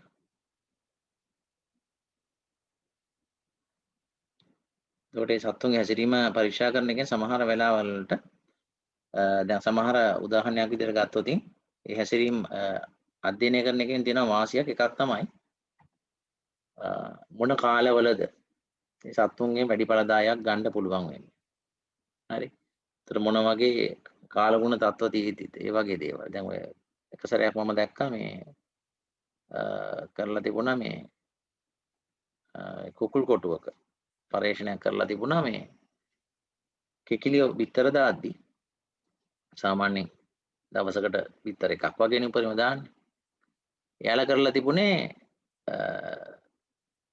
එයාලගේ සිස්ටම් එකකින් කියන පරිගණකගත ගොවිපලක් එක පොඩි කාමරයක් තියෙනවා. ඒක පරිගණකගත කරලා තියෙනවා. එතකොට මේ පරිගණකයේ ඇසුරින් පුළුවන් ඒ කුකුල් කොටුව ඇතුලේ තියෙන උෂ්ණත්වය වෙනස් කරන්න. ඊට පස්සේ ගියහම ආලෝකය වෙනස් කරන්න. ඒ අනුව එයාලා ඒක වෙනස් කරලා තියෙනවා. ඒ කියන්නේ උෂ්ණත්වයේ අඩු වැඩි කරලා තියෙනවා. දවල් රැ වෙනස් වෙන විදිහට උෂ්ණත්වය අඩු වැඩි කරලා තියෙනවා. සහ ඒත් එක්කම ආලෝක තත්ත්වයන්. ඒ කියන්නේ ඒ කුකුල් කොටුවේ ඉන්න ක්ලියන්ට එක දවස් දෙකක් වගේ දැනෙන විදිහට ආලෝකය වෙනස් කරලා තියෙනවා. ඒ කියන්නේ පැය 24න් කළුවර වෙන්නේ නැතුව පැය 12න් කළුවර වෙන්නයි සහ පරිසර උෂ්ණත්වය. දැන් රැයට සාමාන්‍ය සීතලයිනේ. ඒ විදිහට පරිසර උෂ්ණත්වය වෙනස් කරලා තියෙනවා පරිගණක ආධාරයෙන්. ඒකෙන් එයාලා හොයාගෙන තියෙන දෙයක් තමයි ඒක අනුව බිත්තර ප්‍රමාණය වැඩි වෙලා තියෙනවා. කියන්නේ දවසකට සාමාන්‍ය බිත්තර එකයි වුණාට දවසට දෙපාරක් උදේ රැය කියලා එයාලා අඳුනගෙන දෙපාරක් බිත්තර දාලා තියෙනවා. රයිට්. නමුත් අර ක්වොලිටි එකේ පොඩි ප්‍රශ්නයක් තියෙනවලු. නමුත් ඒ වගේ පරීක්ෂණ කරලා තියෙනවා. ඉතින් ඒක කරන්න පුළුවන් වෙන්නේ මේ වගේ තොරතුරු සංනිවේදන තාක්ෂණ මෙවලම් මැසුරෙන් සත්තුන්ගේ බිහේවියර් එක හැසිරීම අධ්‍යයනය කරගන්න පුළුවන් නම් විතරයි. ඒ වගේ එක එක ශේෂ්ඨ සඳහා. හරි මත්ස්‍ය ශේෂ්ඨදි වෙන්න පුළුවන්. මේ හැම ශේෂ්ඨයකටම මේ තොරතුරු සංනිවේදන තාක්ෂණ විවිධ ආකාරයෙන් භාවිතා කරලා තියෙනවා.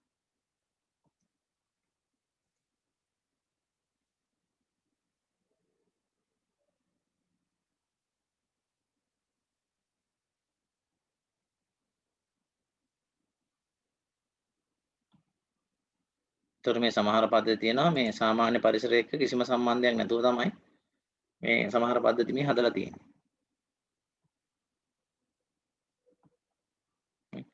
ඒ වගේ ගොඩක් සිස්ටම් භාවිතා කරනවා ලෝකෙ මේ වෙනකොට. සමහර ඒවා තාම පරීක්ෂණ මට්ටමේ තියෙන සමහර ඒවා මේ වෙනකොට භාවිතා වෙන දේවල් තියෙනවා. ඒත් අපි එහෙනම් පොඩ්ඩක් නෝට් එකකට ලියාගමු.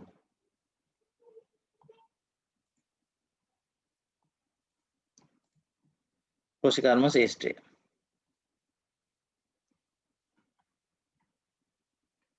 ඒක යටතේ ලියමු. කෘෂිකර්මය සත්ව කොයිපළ හා දීවර කර්මාන්ත.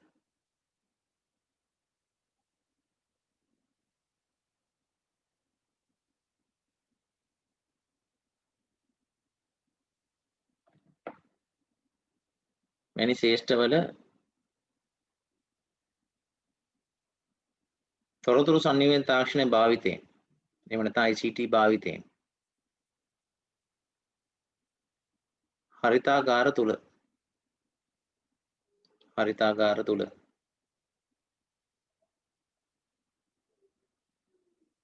ආලෝකය තෙතමනය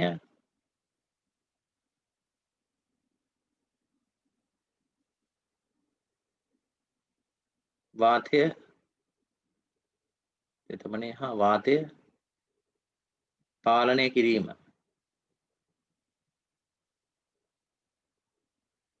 සිදු කිරීමෙන් ඵලදායීතාව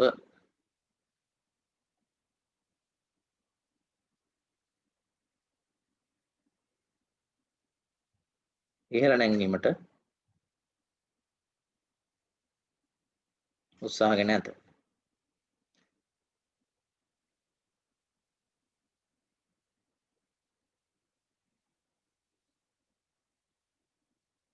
right. ඊළඟට චුට්ටක් තව පොඩ්ඩක් කතා කරමු. දැන් මේකේ මේ සමහර තැන් තියෙනවා කෘෂිකර්ම ශේෂ්ඨයේදී මිනිස්සුන්ට කරන්න අමාරු දේවල් වලට රොබෝ තාක්ෂණය භාවිතා කරනවා. හරි. එහෙනම් ලියමු ඊළඟට.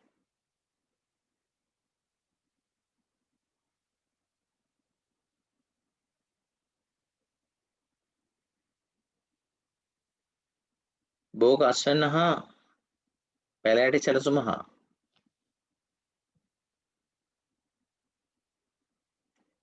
කෘෂිකර්මාන්තය කාර්යක්ෂම පවත්වා ගැනීම සඳහා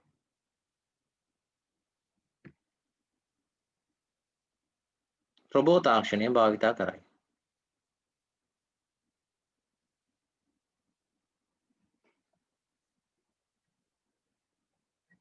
උදාහරණ විදිහට ගත්තොත් රොබෝ තාක්ෂණය භාවිතා කරලා පැලෑටි සිටවන්න පුළුවන්. උදාහරණ කියලා ලියන්න. ඒක ඇතුලේ වරහන් ඇතුලේ දාන්න. උදාහරණ රොබෝ තාක්ෂණය ඇසුරෙන් පැලෑටි සිටුවීම. වල් පැල ගැලවීම.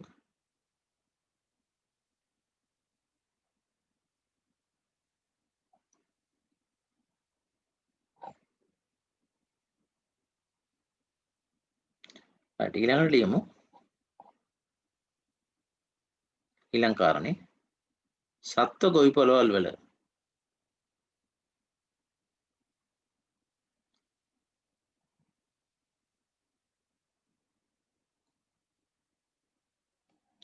සත්ව ගොවි පොළවල් වල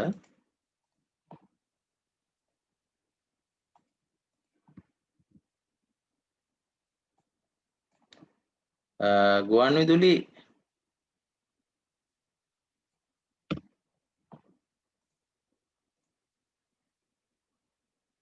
සංඛ්‍යාත හඳුනා ගැනීම උපකරණ.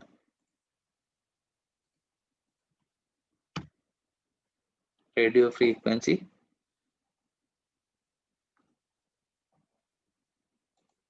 නැත්නම් කෙටියෙන් දාන්නකො RFID.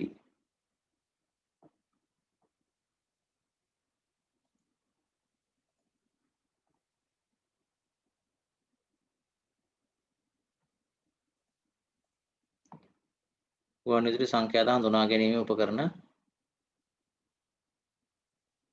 හෝ GPS තාක්ෂණයේ භාවිතයෙන් සතුන් ගණනය කිරීම සිදු කරයි.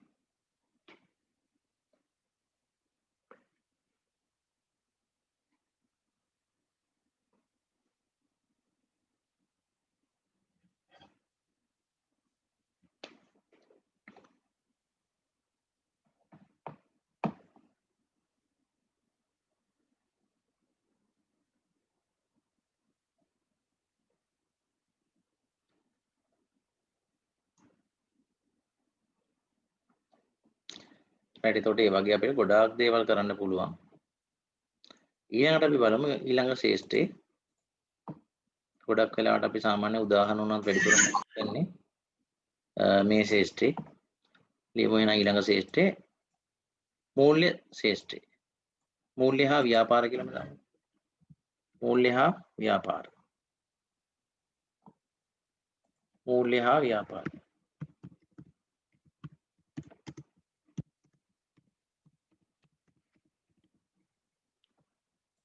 මූල්‍ය හා ව්‍යාපාර ශේෂ්ත්‍ර වලට තොරතුරු සංනිවේදන තාක්ෂණයේ අපි දන්නවා බහුලව භාවිත වෙන තරම් සහ අපිට පේන්න තියෙන තැන. අපිට නිතර පේන දෙයක් තමයි ඕක. සාමාන්‍යයෙන් අපිට දැන් රටක වුණා තාක්ෂණي දියුණු වුණා කියලා වැඩිපුර පේන්නේ අපිට පේන තැන උතන. අනිත් ඒවා පේන්නේ නැහැ. දැන් උදාහරණයක් විදිහට ගත්තොත් ගොවි පෙළවල් වල තාක්ෂණය භාවිතා කරනවා කියන එක අපි හරියට දන්නේ නැහැ. ඇතුළට ගිහින් බලන්න ඕනේ. ගියාටත් සමහරට පේන්නේ නැහැ. හැබැයි ව්‍යාපාර ලෝකයේ තොරතුරු සංනිවේදන තාක්ෂණය භාවිතා කරන එක අපිට ඇහෙන්න පේන දෙයක්. අපි ගත්තොත් බැංකුවකට ගියාම අපි බැංකුවට ගියාම තේරෙනවා තොරතුරු තාක්ෂණය භාවිතා වෙන විදිය ගැන. එහෙම නැත්නම් එයාලා අපිට දෙන උපදෙස් අනුව එහෙම නැත්නම් අපිට කරන එයාලගේ ඉදිරිපත් කිරීම අනුව අපිට තේරෙනවා තොරතුරු සංනිවේදන තාක්ෂණය හරහා බැංකු ගණදෙනු ඒ වගේ වෙනත් ව්‍යාපාර ගණදෙනු අපිට කොච්චර කරන්න පුළුවන්ද කියන්නේ. හරි. ඉතින් එතකොට ව්‍යාපාර හා මූල්‍ය කටයුතු ගැන කතා කරනකොට මේක සාමාන්‍ය හැමෝම සාමාන්‍යයෙන් දන්න දේවල් හින්දා වැඩි වෙලාවක් යන්න නැතුව අපි ඒක නෝට් එක ලියමු. එකක් තමයි අපි ගත්තොත් එහෙම මූල්‍ය ශ්‍රේෂ්ඨ ගැන කතා කරනකොට ගොඩක්ම අපිට ඔළුවට එන එක තමයි ATM මැෂින් එක. ඉතින් ATM මැෂින් එක හරහා ගොඩක් කාලය ඉතුරු කරගන්න පුළුවන් ක්‍රමයක්. ඒ වගේම පැය 24ම අපිට සර්විස් එක ගන්න පුළුවන් ක්‍රමයක් විදියට හඳුන්වන්න පුළුවන්. බැංකුවකට ගිහිල්ලා අපිට සල්ලි ආපසු ගැනීමක් කරන්නකෝ.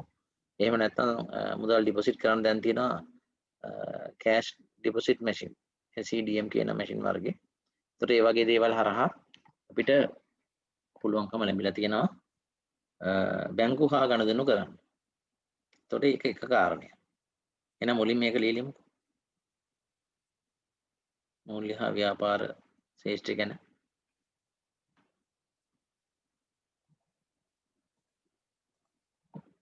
ඒක යටතේ ලියමු.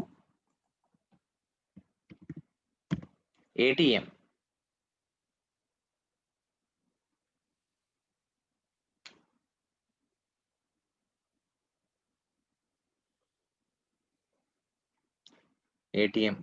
හරහා මුදල් ගනුදෙනු සිදු කළ හැකි වීම.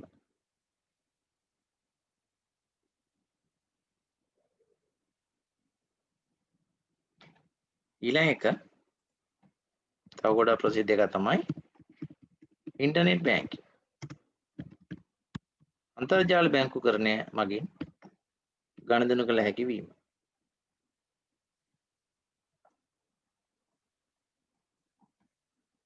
ඒ කියන්නේ අපිට අන්තර්ජාලය හරහා අපිට ගනුදෙනු කරන්න පුළුවන්. ඒ කියන්නේ අපිට මුදල් account එකෙන් account එකට transfer කරන්න පුළුවන් නේද? ඒ වගේ ගොඩක් දේවල් අපිට කරන්න පුළුවන්කම හම්බ වෙනවා.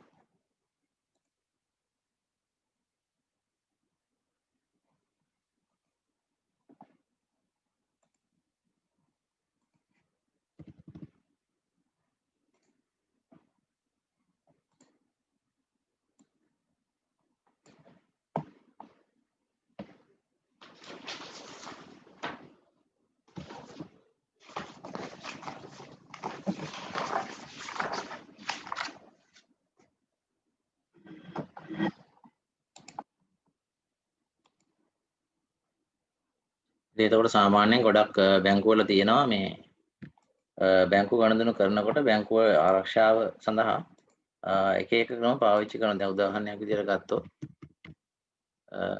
දැන් මේ HSBC බැංකුවේ වගේ ගියොත්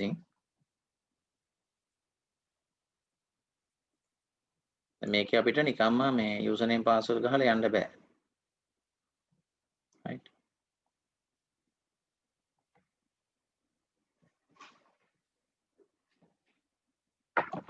මේ වගේ එක අපිට බැංකුවකට නිකන් ඇතුල් වෙන්න බෑ. සාමාන්‍ය යූසර් නේම් එකයි පාස්වර්ඩ් එකයි විතරයි.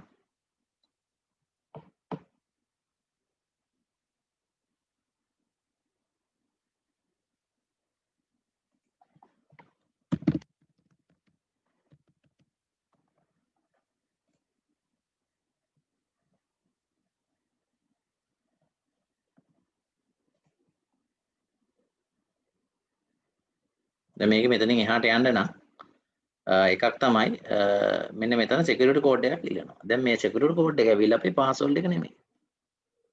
හරි බැංකුවේ වෙනම දීලා තියෙනවා වෙනම නිකන් කීටයක් වගේ එකක්. ඒකේ අපි වෙනම password එකක් දාලා අංකයක් තියාගෙන ඉන්න ඕනේ. හරි. ඊට පස්සේ ඒ අංකෙන් තමයි ඒ අංකය අරගෙන තමයි අපි මේ බැංක් එකට යන්න ඕනේ.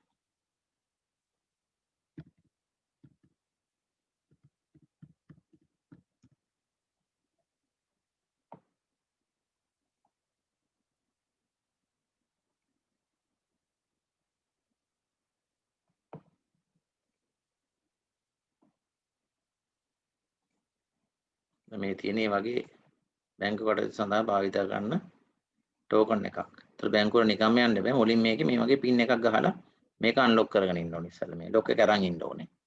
ඊට පස්සේ මේකේ ඔටෝමැටිකලි එනවා මෙහෙම නම්බර් එකක්. පේනවනේ. මෙතන අපි මෙතන පින් නම්බරය දුන්නාම හරි මේකට දාලා පින් නම්බරය අපි දෙනවා. දුන්නායින් පස්සේ ඊට පස්සේ යාලා ඔටෝමැටිකලි අපිට මේ පින් එකක් දෙනවා.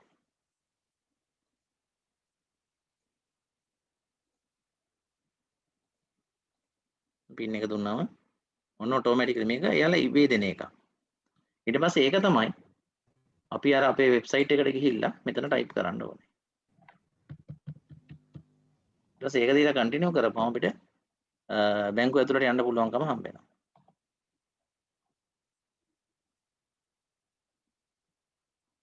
හරි.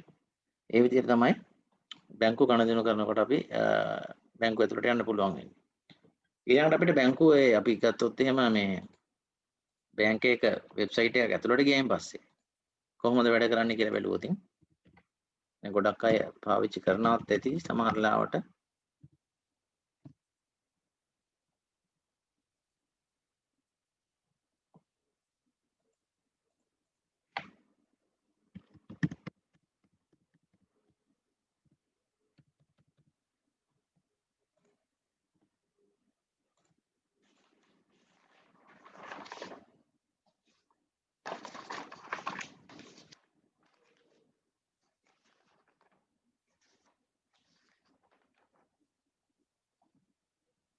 මාකට් එකට අපිට අවශ්‍ය නම් මේ වගේ ඔන්ලයින් ගිහිල්ලා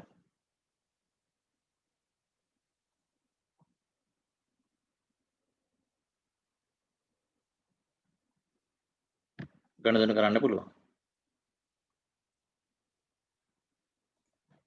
හරි.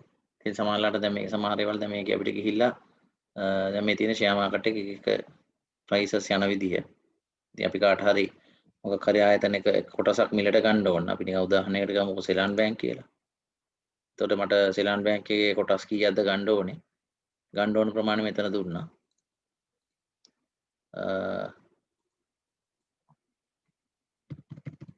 කොටස් 1000යි නම්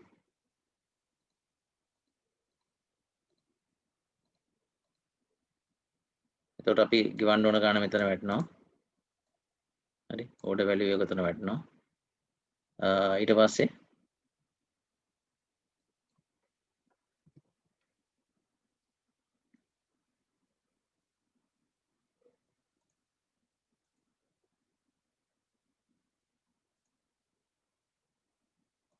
හරි මෙතන වැටෙනවා මම ගෙවන්න ඕන ගාණ. ඊට පස්සේ මේක මේ බයි කරපුවාම මගේ account එකට ඒක transfer වෙනවා. ඒ විදිහට අපිට පුළුවන් ගණදෙනු කරන්න. එහෙම නැත්නම් අපි ගාව මොනවා හරි තියෙන කොටසක් නම් ඒක අපිට විකුණන්න පුළුවන්. හරි මේක හරහා. එතකොට මේක හරිය ලේසි අපිට කියන්නේ මේ අන්තර්ජාලය භාවිතා කරගෙන. නැත්නම් ඉස්සර මේ ෂෙයා මාකට් එකට අපි තකහණි යන්න ඕනේ. හරි මේකෙන් හරිය ලේසි අපිට බලා ගන්න මොනවාද අද දවසේ හොඳම ගේනර්ස්ලා කියන්නේ වැඩිම ගණන් වලට මිල ගණන් වැඩි වෙච්ච අය කවුද? ඒ වගේ ගොඩක් විස්තර අපිට මේ අන්තර්ජාලය හරහා හොයාගන්න පුළුවන්කම හම්බ වෙනවා. right? ඒ වගේ ගොඩක් දේවල් මේ තොරතුරු සංනිවේද තාක්ෂණයෙන් හින්දා ව්‍යාපාර ලෝකේ කරගන්න පුළුවන්කම හම්බ වෙනවා. සහ දැන් මේ වගේ ක්‍රම ආවයින් පස්සේ සාමාන්‍ය කෙනෙක්ට වුණත් මේ වගේ ෆීල්ඩ් එකක වැඩක් කරන්න පුළුවන්. දැන් අපි වුණත් මේ අන්තර්ජාලය හරහා සම්බන්ධ වෙන්න පුළුවන්කම හම්බ වෙන හින්දා ෂෙයා මාකට් එකත් එක්ක ගණන් කරනවා. එහෙම නුණා නම් ඉස්සර ක්‍රමයට තිබුණා නම් අපි තකාණිය කොළඹ යන්න ඕන. ඉතින් එතකොට වෙනින් වැඩක් එක්ක ඒ වැඩේ කරන්න බෑ. එතකොට අපි කෙලින්ම බ්‍රෝකර් කෙනෙක්ට බාර දෙන්න ඕන. ඉතින් බ්‍රෝකර් විශ්වාස කරන් තමයි වැඩේ කරන්නේ. ඉතින් මේ වගේ අන්තර්ජාලය හරහා අපිට පුළුවන්කම ලැබෙනවා පහසුවෙන් ව්‍යාපාර කටයුතු කරන්න. මේ තියෙන වගේ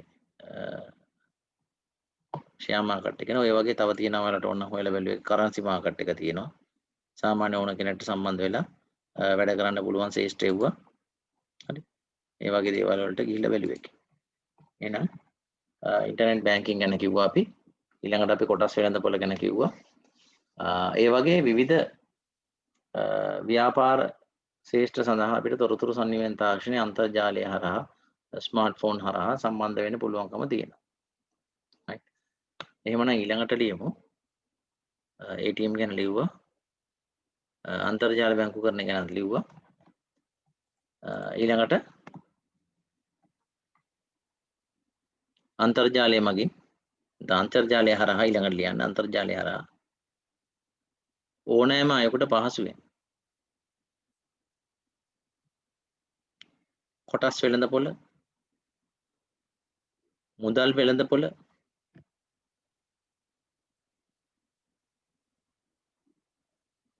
ආදිය සමග ගණදෙනු පහසුවෙන් කළ හැකි වීම.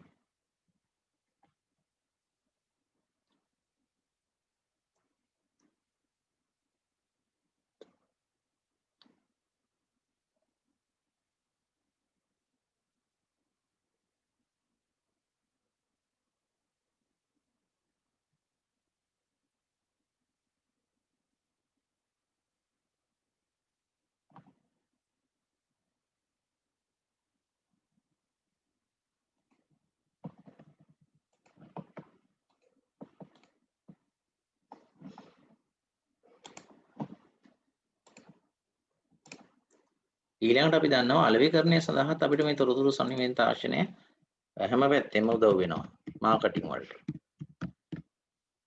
අලෙවිකරණය සඳහා අපිට තොරතුරු සංනිවේදනය භාවිතා කරන්න පුළුවන් මේ ක්‍රම ගොඩක් තියෙනවා. එකක් තමයි අලෙවිකරණය සඳහා අපිට භාවිත කරන්න පුළුවන් තොරතුරු සංනිවේදන තාක්ෂණය සාමාන්‍ය සාම්ප්‍රදායික ක්‍රම වෙන මුද්‍රිත ක්‍රම මගින්. ඒ කියන්නේ අපි ගත්තොත් ඔය ලීෆ් හෑන්ඩ් බිල් ගහලා ඒවා බෙදනවා. එහෙම නැත්නම් නිවුස් පේපර් ඇඩ්වර්ටයිස්මන්ට් එකක් දානවා. එතනදී පේපර් එක print කරන්නේ තොරතුරු සංනිවේදන තාක්ෂණය භාවිතා කරලා. ඒ කියන්නේ ඒ අවශ්‍ය කරන මොකක් හරි රූපය නේ graphics designing ඉඳලා printing වලදී දක්වා තොරතුරු සංනිවේදන තාක්ෂණය භාවිතා වෙනවා.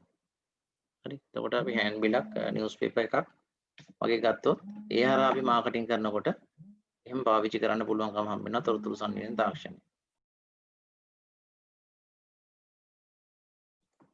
අලෙවිකරණය සඳහා තොරතුරු සංනිවේදන තාක්ෂණය භාවිත වෙන විදිහ ගැන අත පොඩ්ඩක් නොට් කරගමු. අලෙවිකරණයේදී අපි මුලින්ම ලියමු මෙහෙම.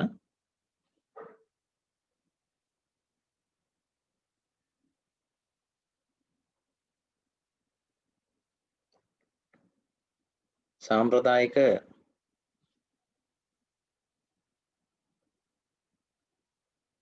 මුද්‍රිත අත්පත්‍රිකා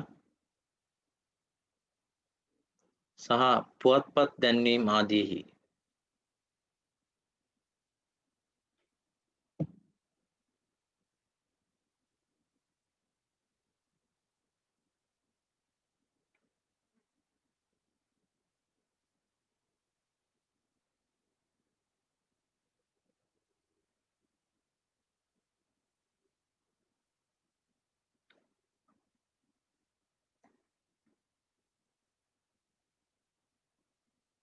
ඒවා නිර්මාණය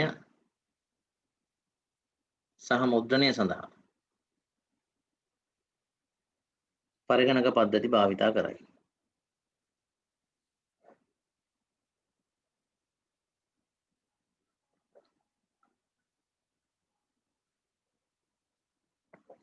දෙවැනි එක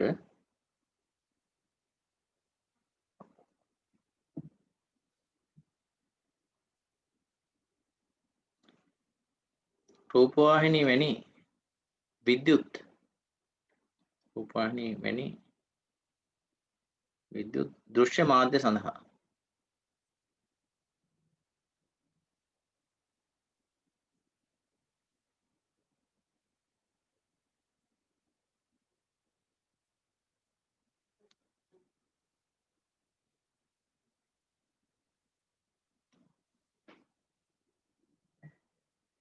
දැන්වීම් නිර්මාණය ආදිය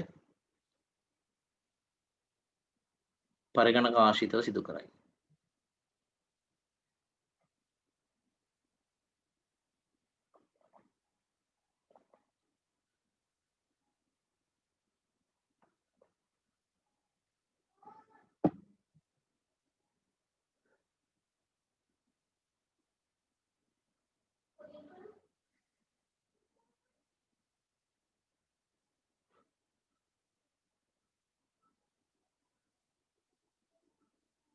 ඊළඟ එක සමාජ මාධ්‍ය හරහා අලෙවිකරණ කටයුතු සිදු කරයි.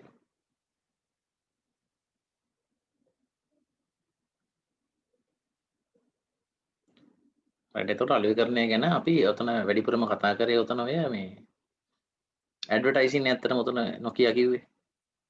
ඒ ඇරෙන්න අපි තොරතුරු සංනිවේදන තාක්ෂණය අලෙවිකරණයේදී භාවිතා කරනවා.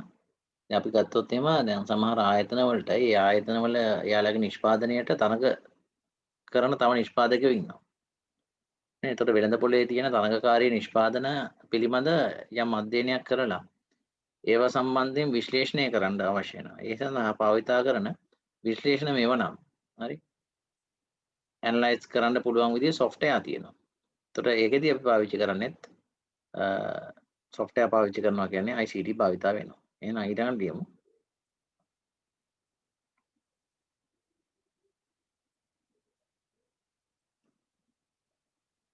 තරඟකාරී වෙළඳපොලේ ඇති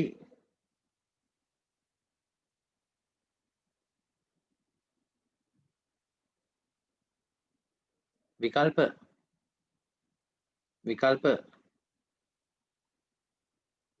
භාණ්ඩ හා සේවා පිළිබඳ අධ්‍යයනය ඇසුරෙන් විශ්ලේෂණ සකස් කිරීමේදී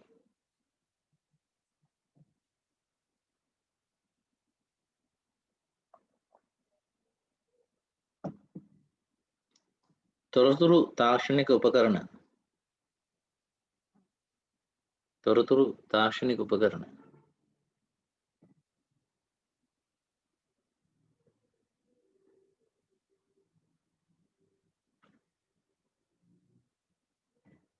විශ්ලේෂණ මෘදුකාංග භාවිතා කරන ලබයි.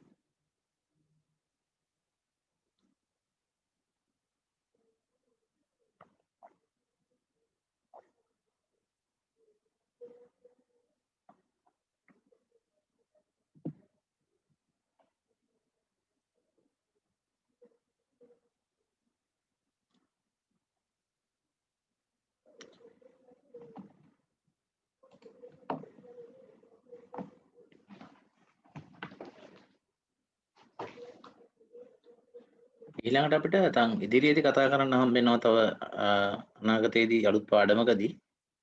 ඒ හින්දා මම කෙටියෙන් මේක ගැන කියන්නම්. එකක් තමයි e-commerce.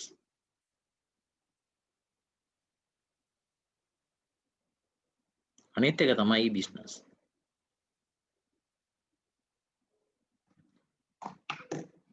එතකොට තොරතුරු සංනිවේදන තාක්ෂණයත් එක්ක අලුතෙන් ආව ශ්‍රේෂ්ඨ දෙකක් මේක. කොමර්ස් සහ බිස්නස් කියන එක තිබුණ දෙකක්. e-commerce e-business අලුත් ශ්‍රේෂ්ඨ දෙකක්. ඉතින් අපි වැඩිපුර විස්තර කතා කරනවා කොහොමද මේක 12 වෙනි පාඩමේදී. කෙටියෙන් කිව්වොත් කොමර්ස් සහ e-business අතර පොඩි වෙනසක් තියෙනවා. e-commerce සහ e-business අතරත් ඒ වෙනසම තියෙනවා. එතකොට වාණිජ්‍ය එහෙම නැත්නම් කොමර්ස් කියලා කියන්නේ සාමාන්‍යයෙන් අපි යම්කිසි අපි භාණ්ඩයක් හෝ සේවාවක් සරලව කිව්වොත් විකුණ ගන්න කරන යම්කිසි කර්තව්‍යයක්. හැබැයි ව්‍යාපාර කියලා කිව්වම භාණ්ඩය හෝ සේවාව විකුණන එක පමණක් නෙමෙයි. හරි. ඒක විකුණන්න ප්‍රවර්ධනය කරන එක. විකුණුවයින් පස්සේ අපි කියනවා ආෆ්ටර් සේල්ස් කියලා කියන්නේ. විකුණුමෙන් පසු සේවා ලබා දීම වගේ දේවල්. ඊට පස්සේ භාණ්ඩ විකුණනා හෝ නැත්නම් ආයතනයේ කීර්ති නාමය ඉහළ නැංවීම සම්බන්ධ කටයුතු. ඔය ඔක්කොම වැටෙනවා එතනට. ඒ නිසා ඊළඟට අපිට ගත්ත හැකි e-commerce සහ e-business සඳහා තොරතුරු සංනිවේදන තාක්ෂණය භාවිත වෙනවා කියන එක මම කෙටියෙන් මෙහෙම පෙන්නන්නම් ඔයාලට. දැන් අපි ගත්තොත් ගොඩක් අය පාවිච්චි කරනවා මම හිතන්නේ මේ වගේ වෙබ්සයිට්. අපි ගත්තොත් එහෙම ගොඩක්ම ෆේමස් එකක් තමයි මේ සයිට් එක. මේක හරහා අපිට අවශ්‍ය කරන මේ වගේ වෙබ්සයිට් වලට ගිහිල්ලා අපිට මොනවා හරි අවශ්‍ය කරන දේවල් ගෙන්න ගන්න. අපි ස්මාර්ට් වොච් එක ගන්න ස්මාර්ට් වොච් එක අපිට මේ විදිහට අපිට ඕඩර් කරලා ගෙන්න ගන්න පුළුවන්කම හම්බෙනවා. හරි. මම මේක ලොග් වෙලා නැහැ. ලොග් වුණා නම් ලොග් වෙලා ඊට පස්සේ මම පේමන්ට් කරලා ඉවරලා මේක මට ගෙදරටම ගෙන්න ගන්න පුළුවන්කම හම්බෙනවා. මේ එක ක්‍රමයක්. එතකොට දැන් ඔයාලා ගොඩක් අය දන්න එකක් තමයි මේ eBay කියන එක මම හිතන්නේ අහලා ඇති. eBay හරහා අපිට ඕන කරන මොනවා හරි උපකරණ උපාංග ගෙන්න ගන්න පුළුවන්. කියන්නේ ලංකාවේ නෙමෙයි වෙන රටක තියෙන දෙයක් හරි අපිට මේ හරහා අපිට ගෙන්න ගන්න පුළුවන්කම හම්බ වෙනවා. දැන් උදාහරණයක් විදිහට ගත්තොත් මේ වගේ මේ Bluetooth headphone එකක් අපිට ගෙන්න ගන්න පුළුවන්. ඊට පස්සේ මට අවශ්‍ය එක මෙතනින් අරගෙන සිලෙක්ට් කරන්න තියෙන්නේ. හරි සිලෙක්ට් කරපුවම මගේ මේක රෙඩ් වෙනවා. මම මේ ලොග් වෙලා නැති නිසා මේ යන්න බෑ එතනින් එහාට. හරි ලොග් වුණොත් ඊළඟට අපිට පේමන්ට් කරන්න පුළුවන්. ඔයාලා තව දකින්න ඇති මම මේ ලොග් වෙන්න හදන වෙලේ මෙන්න මෙතන මේ පැත්තෙන් ආවා මගේ මෙන්න මෙහෙම එකක්. පේනවද දන්නේ මම මේ රවුන්ඩ් කරන එක සේෆ් පේ කියලා. දැන් අපි අන්තර්ජාලය හරහා ගනුදෙනු කරනකොට සාමාන්‍යයෙන් ආරක්ෂා සහිත ක්‍රමය තමයි සේෆ් පේ.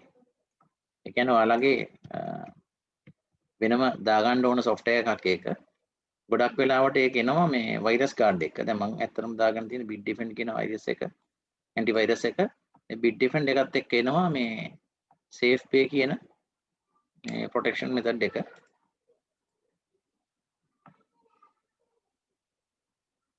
හරි. මේක හරහා අපිට පුළුවන්කම හම්බ වෙනවා මේ safe pay කියලා තියෙන මේ privacy. ඒ කියන්නේ අපේ ගනුදෙනු වෙන කාටවත් බලා ගන්න බැරි වෙන විදිහට මේක හරහා අපිට ගනුදෙනු කරන්න පුළුවන්කම හම්බ වෙනවා. හරි. ඉතින් මේ අමතර දෙයක් මම මේ කිව්වේ ඔයාලා අන්තර්ජාලය හරහා ගනුදෙනු කරනවා නම් විශේෂයෙන් මේ වගේ safe pay app එකක් දාගන්න. ඉතින් ඒ වගේ එකක් safe pay එකක් දාගන්නකොට free හම්බෙන ඒවා දාගන්නත් එපා. මොකද free හම්බෙන ඒවා අපි දන්නේ නැහැ කොච්චර දුරට ආරක්ෂාවක් තියනවද කියලා ඒ වගේ ඒවා තියෙනවා. දැන් මම මේ මෙතන අමතර කතාවක් මේ කියන්නේ දැන් සේෆ් පේ ගැන කියන්න ආපු හින්දා මේ වගේ අපිට මෙතන පේනවද වීඩියෝ ඇන්ඩ් ඔඩියෝ ප්‍රොටෙක්ෂන් එකක් තියෙනවා.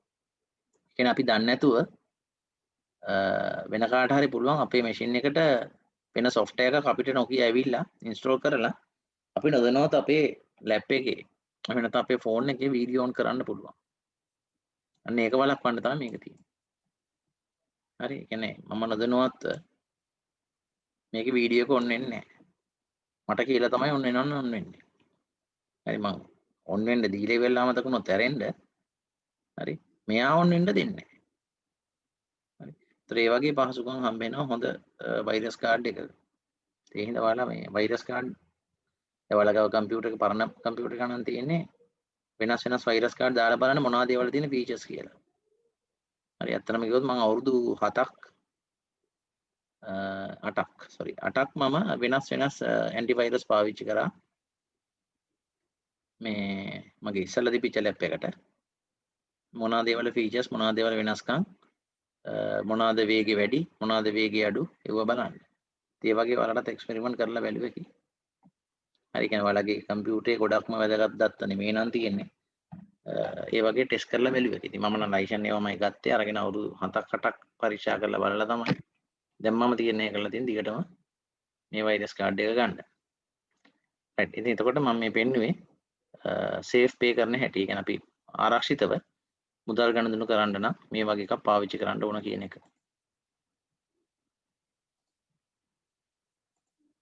හරි. මේ තියෙන්නේ සේෆ් පේ එක.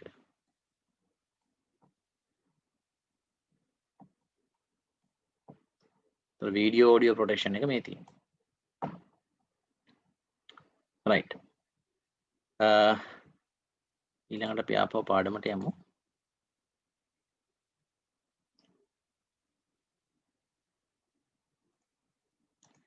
අපි දැන් කතා කරමින් හිටියේ e-commerce ගැන. දැන් e-commerce කියන්නේ මෙන්න මේකට. දැන් ඔයාලා ගාව හරි තියෙන මොනවා හරි වුණත් මේක හරහා විකුණන්න පුළුවන්. එතකොට වෙන්නේ e-commerce. එහෙම නැත්නම් අපි හිතමු ලංකාවේ නම් අපි ගොඩක් අය දන්න එක තමයි ikman.lk නේ. මේකට ඔයාලගේ මොනවා හරි තියෙන දෙයක් විකුණන්න දාන්න පුළුවන්. ඒතර මේක හරහා අපි කරන්නේ ඔයාලා ගාව තියෙන මොකක් හරි ෆෝන් එකක් හරි මෙතනට දැම්මැයි. ඒතර වෙන්නේ එතන e-commerce. හරි ඔයාගේ ෆෝන් එක වික්කා එතනින් වැඩේ ඉවරයි. එතනින් එහාට ඔයාට වැඩක් නැහැ. ඔයාගේ නම ගෙනියන්න එහෙම අවශ්‍යතාවක් නැහැ. ආයතනයක නමක් ගෙනියනවා වගේ. අවශ්‍ය කරන භාණ්ඩ විකුණ ගත්තා, මුදල් ගත්තා වැඩේ ඉවරයි. හැබැයි බිස්නස් එකක් එහෙම නෙමෙයි. දැන් මේ වගේ ආයතනයක් ගත්තොත් එහෙම.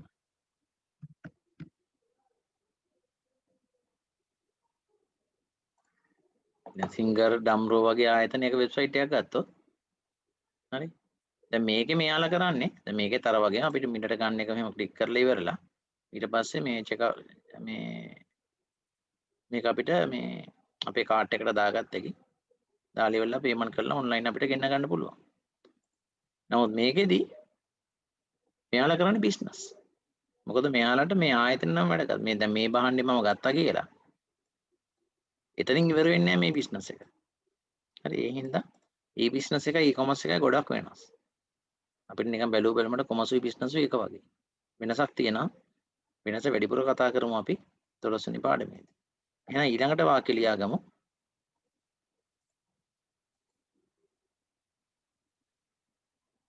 අන්තර්ජාලය භාවිතයෙන් e-commerce සහ e-business. e-commerce සහ e-business. e-commerce සහ e-business.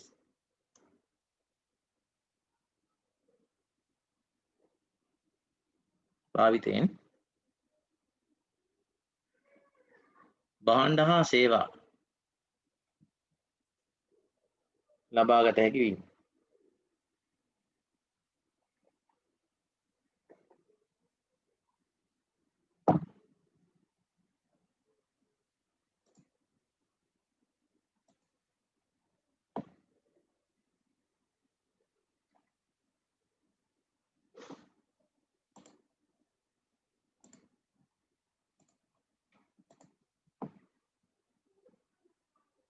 ඒ සමහරලාට ඔයාලා මේ කඩේකට ගිහිල්ලා බඩු ගන්නවට වඩා මේකෙන් ඊට වඩා විස්තරාත්මකව ගන්න පුළුවන්කමක් හම්බ වෙනවා. දැන් උදාහරණයක් විදිහට ගත්තොත් දැන් මේ කම්පියුටරේ අපි ගන්නවා නම් මේකේ අපිට විස්තර ටික මෙතනින් බැලුව හැකියි.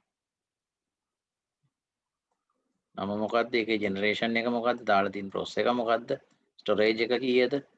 එතකොට RAM එක කොච්චරද? නේද? එතකොට මේකේ ඩිස්ප්ලේ එකේ ස්ක්‍රීන් එක කොහොමද? රයිට් ඔය වගේ ගොඩක් විස්තර මේකෙන් බලා ගන්න පුළුවන්. දැන් කඩේකට ගිහිල්ලා සමහරලාට අපි බඩු ගන්න ගියාම කඩේ වැඩ කරන එක්කෙනාගෙන් අහනකොට වැඩ කරන කෙනා දන්නවා නම් විස්තර අපිට කියයි. ඒත් ඔක්කොම විස්තර මං හිතන්නේ නැහැ කියන්න පුළුවන් වෙයි කියලා. එතකොට අපිට තමයි හොයාගන්න පුළුවන්. ඉතින් ඒ හින්දා අපිට ඔන්ලයින් බිස්නස් හරි විශේෂයෙන් බිස්නස් වලදී විස්තර ඔය වගේ බලා ගන්න පුළුවන්කම තියෙනවා. ඊට අමතරව සමහර ලාවට අපිට අවශ්‍ය නම් සමහර වෙබ්සයිට්ස් වලින් මෙහෙම පහසුකම් දීලා තියෙනවා. කම්පෙයාර් කියලා ඔප්ෂන් එකක් දීලා තියෙනවා. කම්පෙයාර් කියන එකට ගිහිල්ලා අපිට මේව කම්පෙයාර් කරලා බලන්න පුළුවන්කම තියෙනවා. එතකොට අපිට තීරණය කරලා වැඩියෙන් හොඳ මොකද්ද ගන්න කියන්නේ. මෙතන එක පැත්තකින් අපිට ප්‍රයිස් එක කම්පෙයාර් කරගන්න පුළුවන්කම හම්බ වෙනවා. නේ? ඊළඟට මේවල තියෙන අපි ගත්තොත් ජෙනරේෂන් එක. එහෙම නැත්නම් මේකේ ප්‍රොසෙස් එක මොකක්ද කියලා චෙක් කරගන්න හම්බ වෙනවා. සංසන්දනය කරේ. මිල ගොඩක් එක ළඟ වගේ වුණාට සමහරට මේකේ තියෙන කම්පෝනන්ට් වල හැටියට ගණන් වෙනස් වෙන්න පුළුවන්. ඒ වගේ ඔයාලට මේක සංසන්දනය කරගන්න පහසුවක් තියෙනවා මේකේ. දැන් උදාහරණයක් විදිහට ගත්තොත් මේ කම්පියුටරේ දෙකේම ස්ටෝරේජ් එක එකයි මේ. ස්ටෝරේජ් එක එකයි.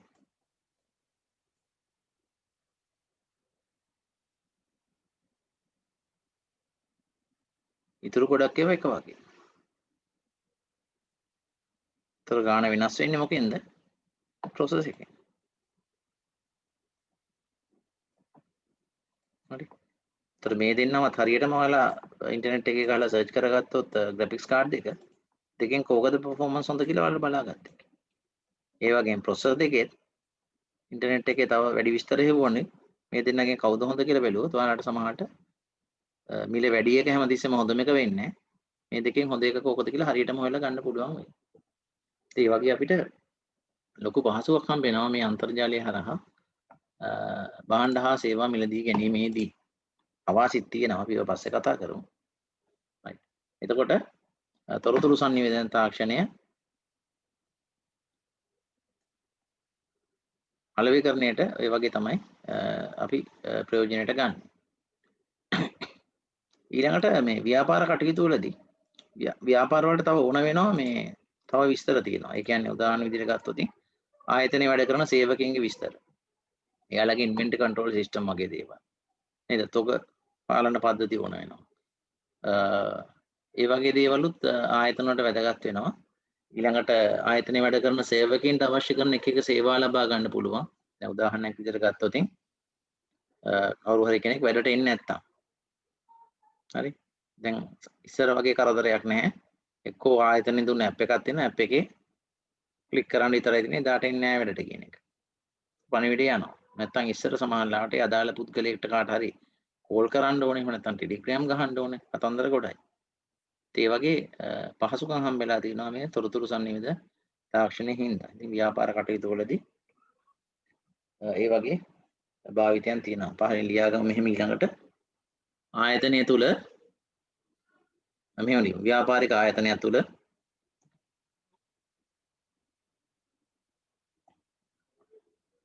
මානව සම්පත් කළමනාකරණය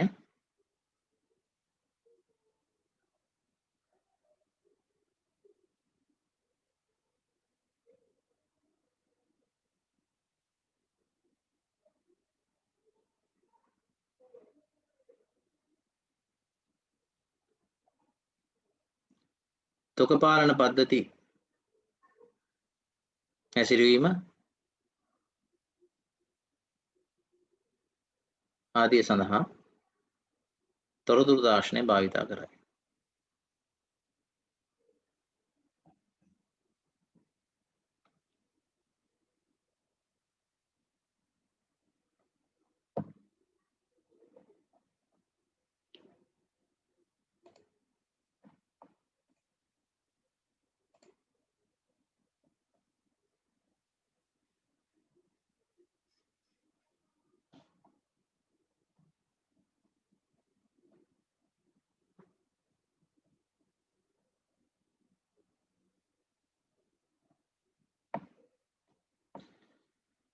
right අපි තව එක ශේෂ්ඨයක් ගැන කතා කරමු. ඊළඟට ලියමු අපි ඉංජිනේරු ශේෂ්ඨය.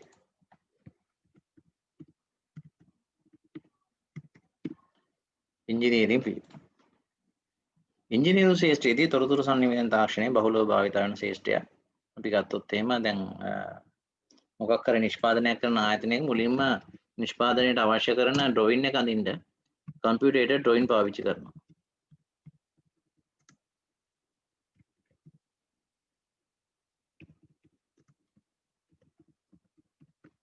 කම්පියුටරේටඩ් ඩ්‍රොයින් පාවිච්චි කරනවා.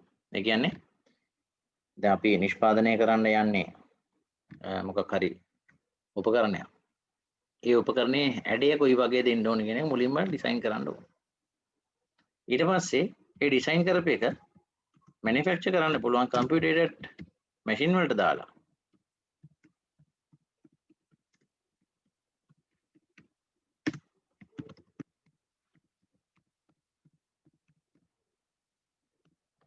කම්පියුටරේටඩ් මැනුෆැක්චරින් භාවිතා කරලා ඒ අවශ්‍ය නිෂ්පාදන කරන්න පුළුවන්. එහෙනම් පහලින් ලියමු.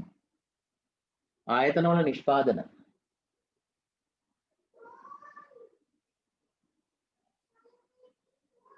කටයුතු වලදී සැලසුම් ඇඳීම සඳහා CAD වරහන් ඇතුළේ මේ වාක්‍යම ලියාගත්තත් කමක් නැහැ. CAD computed drawing භාවිතා කරන අතර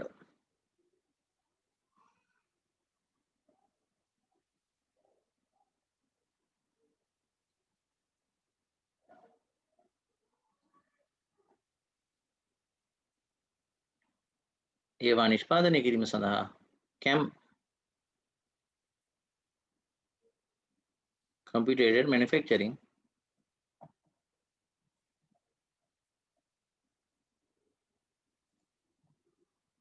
භාවිතා කරනු ලැබේ.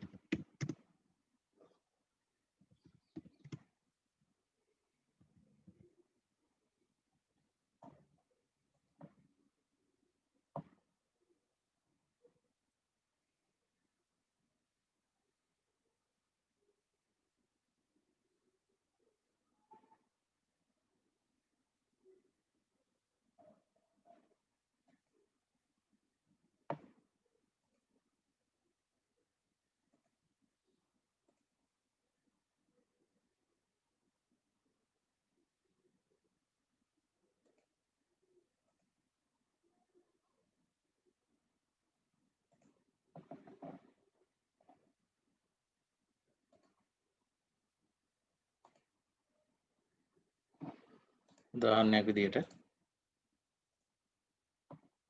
දැන් මේ වගේ අපිට අවශ්‍ය කරන ඩ්‍රොයින් එක අඳිනවා.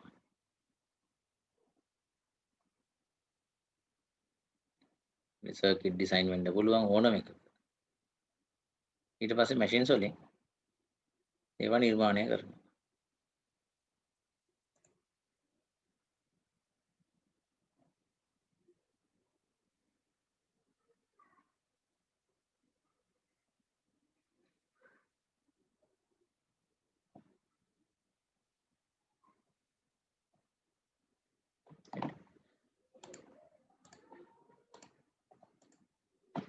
ඊළඟට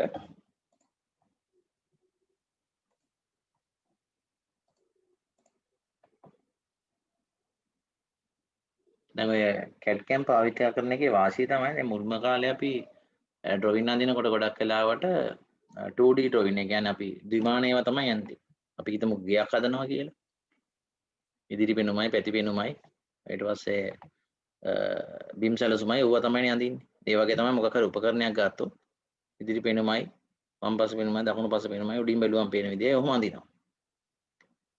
නමුත් දැන් මේ ඉංජිනේරු මේ ඩ්‍රොයින් අඳින්න පුළුවන් CAD වගේ තාක්ෂණය ඔස්සේ අපිට 2D නෙමෙයි 3D මේ අඳින්න පුළුවන්කම තියෙනවා. ඊළඟට අපිට අවශ්‍ය කරන මොකක් හරි නිර්මාණය ඇඳලා ඉවරුණයින් පස්සේ කොයි වගේද තියෙන්නේ කියන එක අපිට 3D ඔබ්ජෙක්ට් එකක් අපිට බලා ගන්න පුළුවන්කම තියෙනවා. හරි 3D ඔබ්ජෙක්ට් එකක් බලා ගන්න පුළුවන්කම තියෙනවා.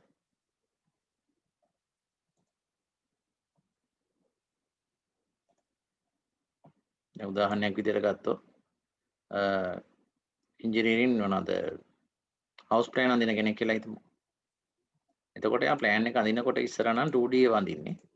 දැන් කෙලින් මේක 3D වලට අඳින්නේ. ඒ වගේ අපිට ඇඳලා ඉවරලා මේක කොයි වගේද පෙනුම එන්නේ කියලා බලන්න පුළුවන්. හරි. ඒක තමයි මේ තාක්ෂණයේ තියෙන වාසිය. නැත්තම් අපිට නිකන් අදහස හිතා ගන්න අමාරුයිනේ. ඒතර හිතා ගන්නකොට එක එක්කෙනා සමහරවිට හිතන විදිය වෙනස් වෙන්නත් පුළුවන්. හරි. දැන් ඔක හතර වටේම බැලුවේ. ඊට පස්සේ ඕකේ වුණා මහලේ ගලවලා ඇතුළත් බැලුවේ.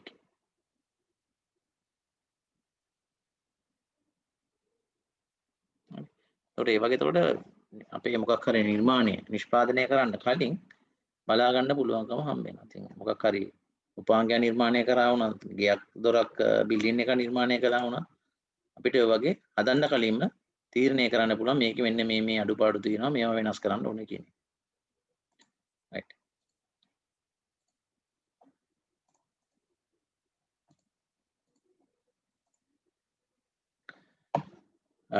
ඊළඟට මේ සඳහා පළවෙනි ලියමු. මේ සඳහා මෘදුකාංග ඉංජිනේරු මෙවලම්. මේ සඳහා මෘදුකාංග ඉංජිනේරු මෙවලම්.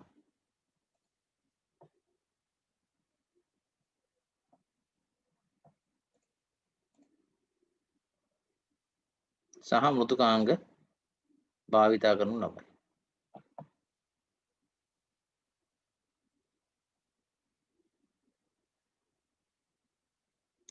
ඊළඟට දැන් ඔය අපි කතා කරන ඉංජිනේරු ශේෂ්ත්‍රය ගත්තම මොකක් හරි භාණ්ඩයක් නිෂ්පාදනය කරයින් පස්සේ එයාලට අවශ්‍ය වෙනවා ඒකේ තත්ත්ව පරීක්ෂා. එතකොට තත්ත්ව පරීක්ෂා කරන ඒවා එයාලට පුළුවන් පරිගණක ආධාරයෙන් පරීක්ෂා කරන්න. දැන් අපි හිතමු මොකක් හරි එකක් හදන උපකරණේ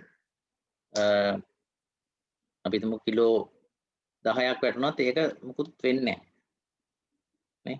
ඒ වගේ දේවල් පරීක්ෂා කරන්න අපිට ඕන කරන ප්‍රෙෂර් එක දැන් අපිට බරක් වගේ නම් බරක් දාලා බලන්න පුළුවන්.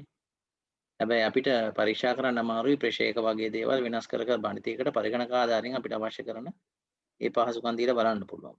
ඊට පස්සේ ගියාම සමහර හදන උපකරණ එහෙම නැත්නම් යන්ත්‍ර උපකරණ වගේ දෙයක් වෙන්න පුළුවන්. කාලගුණ විපර්යාස අනුව පරිසර උෂ්ණත්වය අනුව සමහරලාට ඒවල ක්‍රියාකාරීත්වය වෙනස් වෙනවද නැද්ද කියන එක අපිට මේකෙන් සිමියුලේට් කරන්න පුළුවන්කම තියෙනවා. ඒ වගේ ඉන්ජිනේරින් ශාස්ත්‍රය අපිට විවිධ ආකාරයේ ප්‍රයෝජන ගන්න පුළුවන්කම තියෙනවා. ඒ වගේ ශාස්ත්‍ර තව ගොඩක් තියෙනවා. ඉතින් හැමදේම අපිට කතා කරන්න කල් නැහැ. ඔයාලා වෙන හොයලා බලන්න තව ශාස්ත්‍ර මොනවද තියෙන්නේ කියලා. අපි හිතන ඕනම ශාස්ත්‍රයක් ගත්තොත් ඒ ඕනම ශාස්ත්‍රයකට අපිට පුළුවන් තොරතුරු sannivedana තාක්ෂණය ඇප්ලයි කරන්න. උදාහරණයක් විදිහට ගත්තොත් සංචාරක ශාස්ත්‍රය. සංචාරක ශාස්ත්‍රයට අපි දන්නවා දවල්ට හිතලා ඒක කියන්න පුළුවන්. සංචාරක ශාස්ත්‍රයට ඕනනම් GPS තාක්ෂණය භාවිතා කරන්න පුළුවන්. හරි. ඉතින් ඒ හරහා පුළුවන් අපි තුමු සංචාරකයට යන්න ඕන කොයි නගරයටද මොනවද බලන්න ඕනේ. ඒ ඔක්කොම මැප් එකෙන් පෙන්නන්න. ඊට පස්සේ මැප් එකෙන් ගෙනියනකොට එයාට GPS වලින් යන මාර්ගය පෙන්නනවා. කෙටිම මාර්ගය බලා ගන්න පුළුවන්. ඒ වගේ ඒක ගොඩක් ප්‍රයෝජනවත් වෙනවා විශේෂයෙන් වෙනත් රටක කෙනෙක් වගේ සංචාරය දෙනවා නම් පහසුයි. ඒකට ඒ වගේ එක සේවාවන් වලට අපිට තොරතුරු sannivedana තාක්ෂණය යොදා ගන්න පුළුවන්.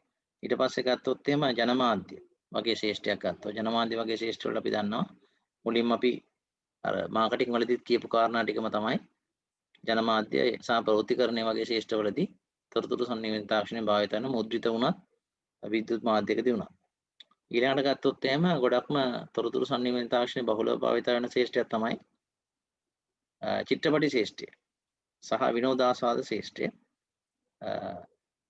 ඒක ගැන අලුතෙන් ලියන්න අවශ්‍ය නැහැ. ඔයාලා සාමාන්‍යයෙන් දන්න දේවල් උදාහරණ විදිහට ගත්තොත් වර්තමානයේ ගත්තොත් එහෙම බොක්ස් ඔෆිස් තියෙන උඩම තියෙන ෆිල්ම් 10 ගත්තොත් 10න් සමහරට 6ක් 7ක් තියෙන ඇනිමේෂන් ෆිල්ම්. කියන එච්චරට ලෝකේ ජනප්‍රිය ඇනිමේෂන් ෆිල්ම්. එතකොට විනෝදාස්වාද ශාස්ත්‍රය එහෙම නැත්නම් චිත්‍රපටි සහ පරිගණක ක්‍රීඩා ශාස්ත්‍රය ගත්තොත් එහෙම තොරතුරු sannivedana තාක්ෂණය නැතුව ඒක කොහොමද පාවිච්චි කරන්න වැඩ කරන්නේ නැති ශාස්ත්‍රයක්. ඒ හින්දා අපි දන්නවා සාමාන්‍යයෙන් ඒවා කොච්චර දුරට ගිහිලාද කියන්නේ. ඊළඟ දවසේ අපි අලුත් කොටසකට යනවා මේ පාඩමේ අන්තිම කොටසට.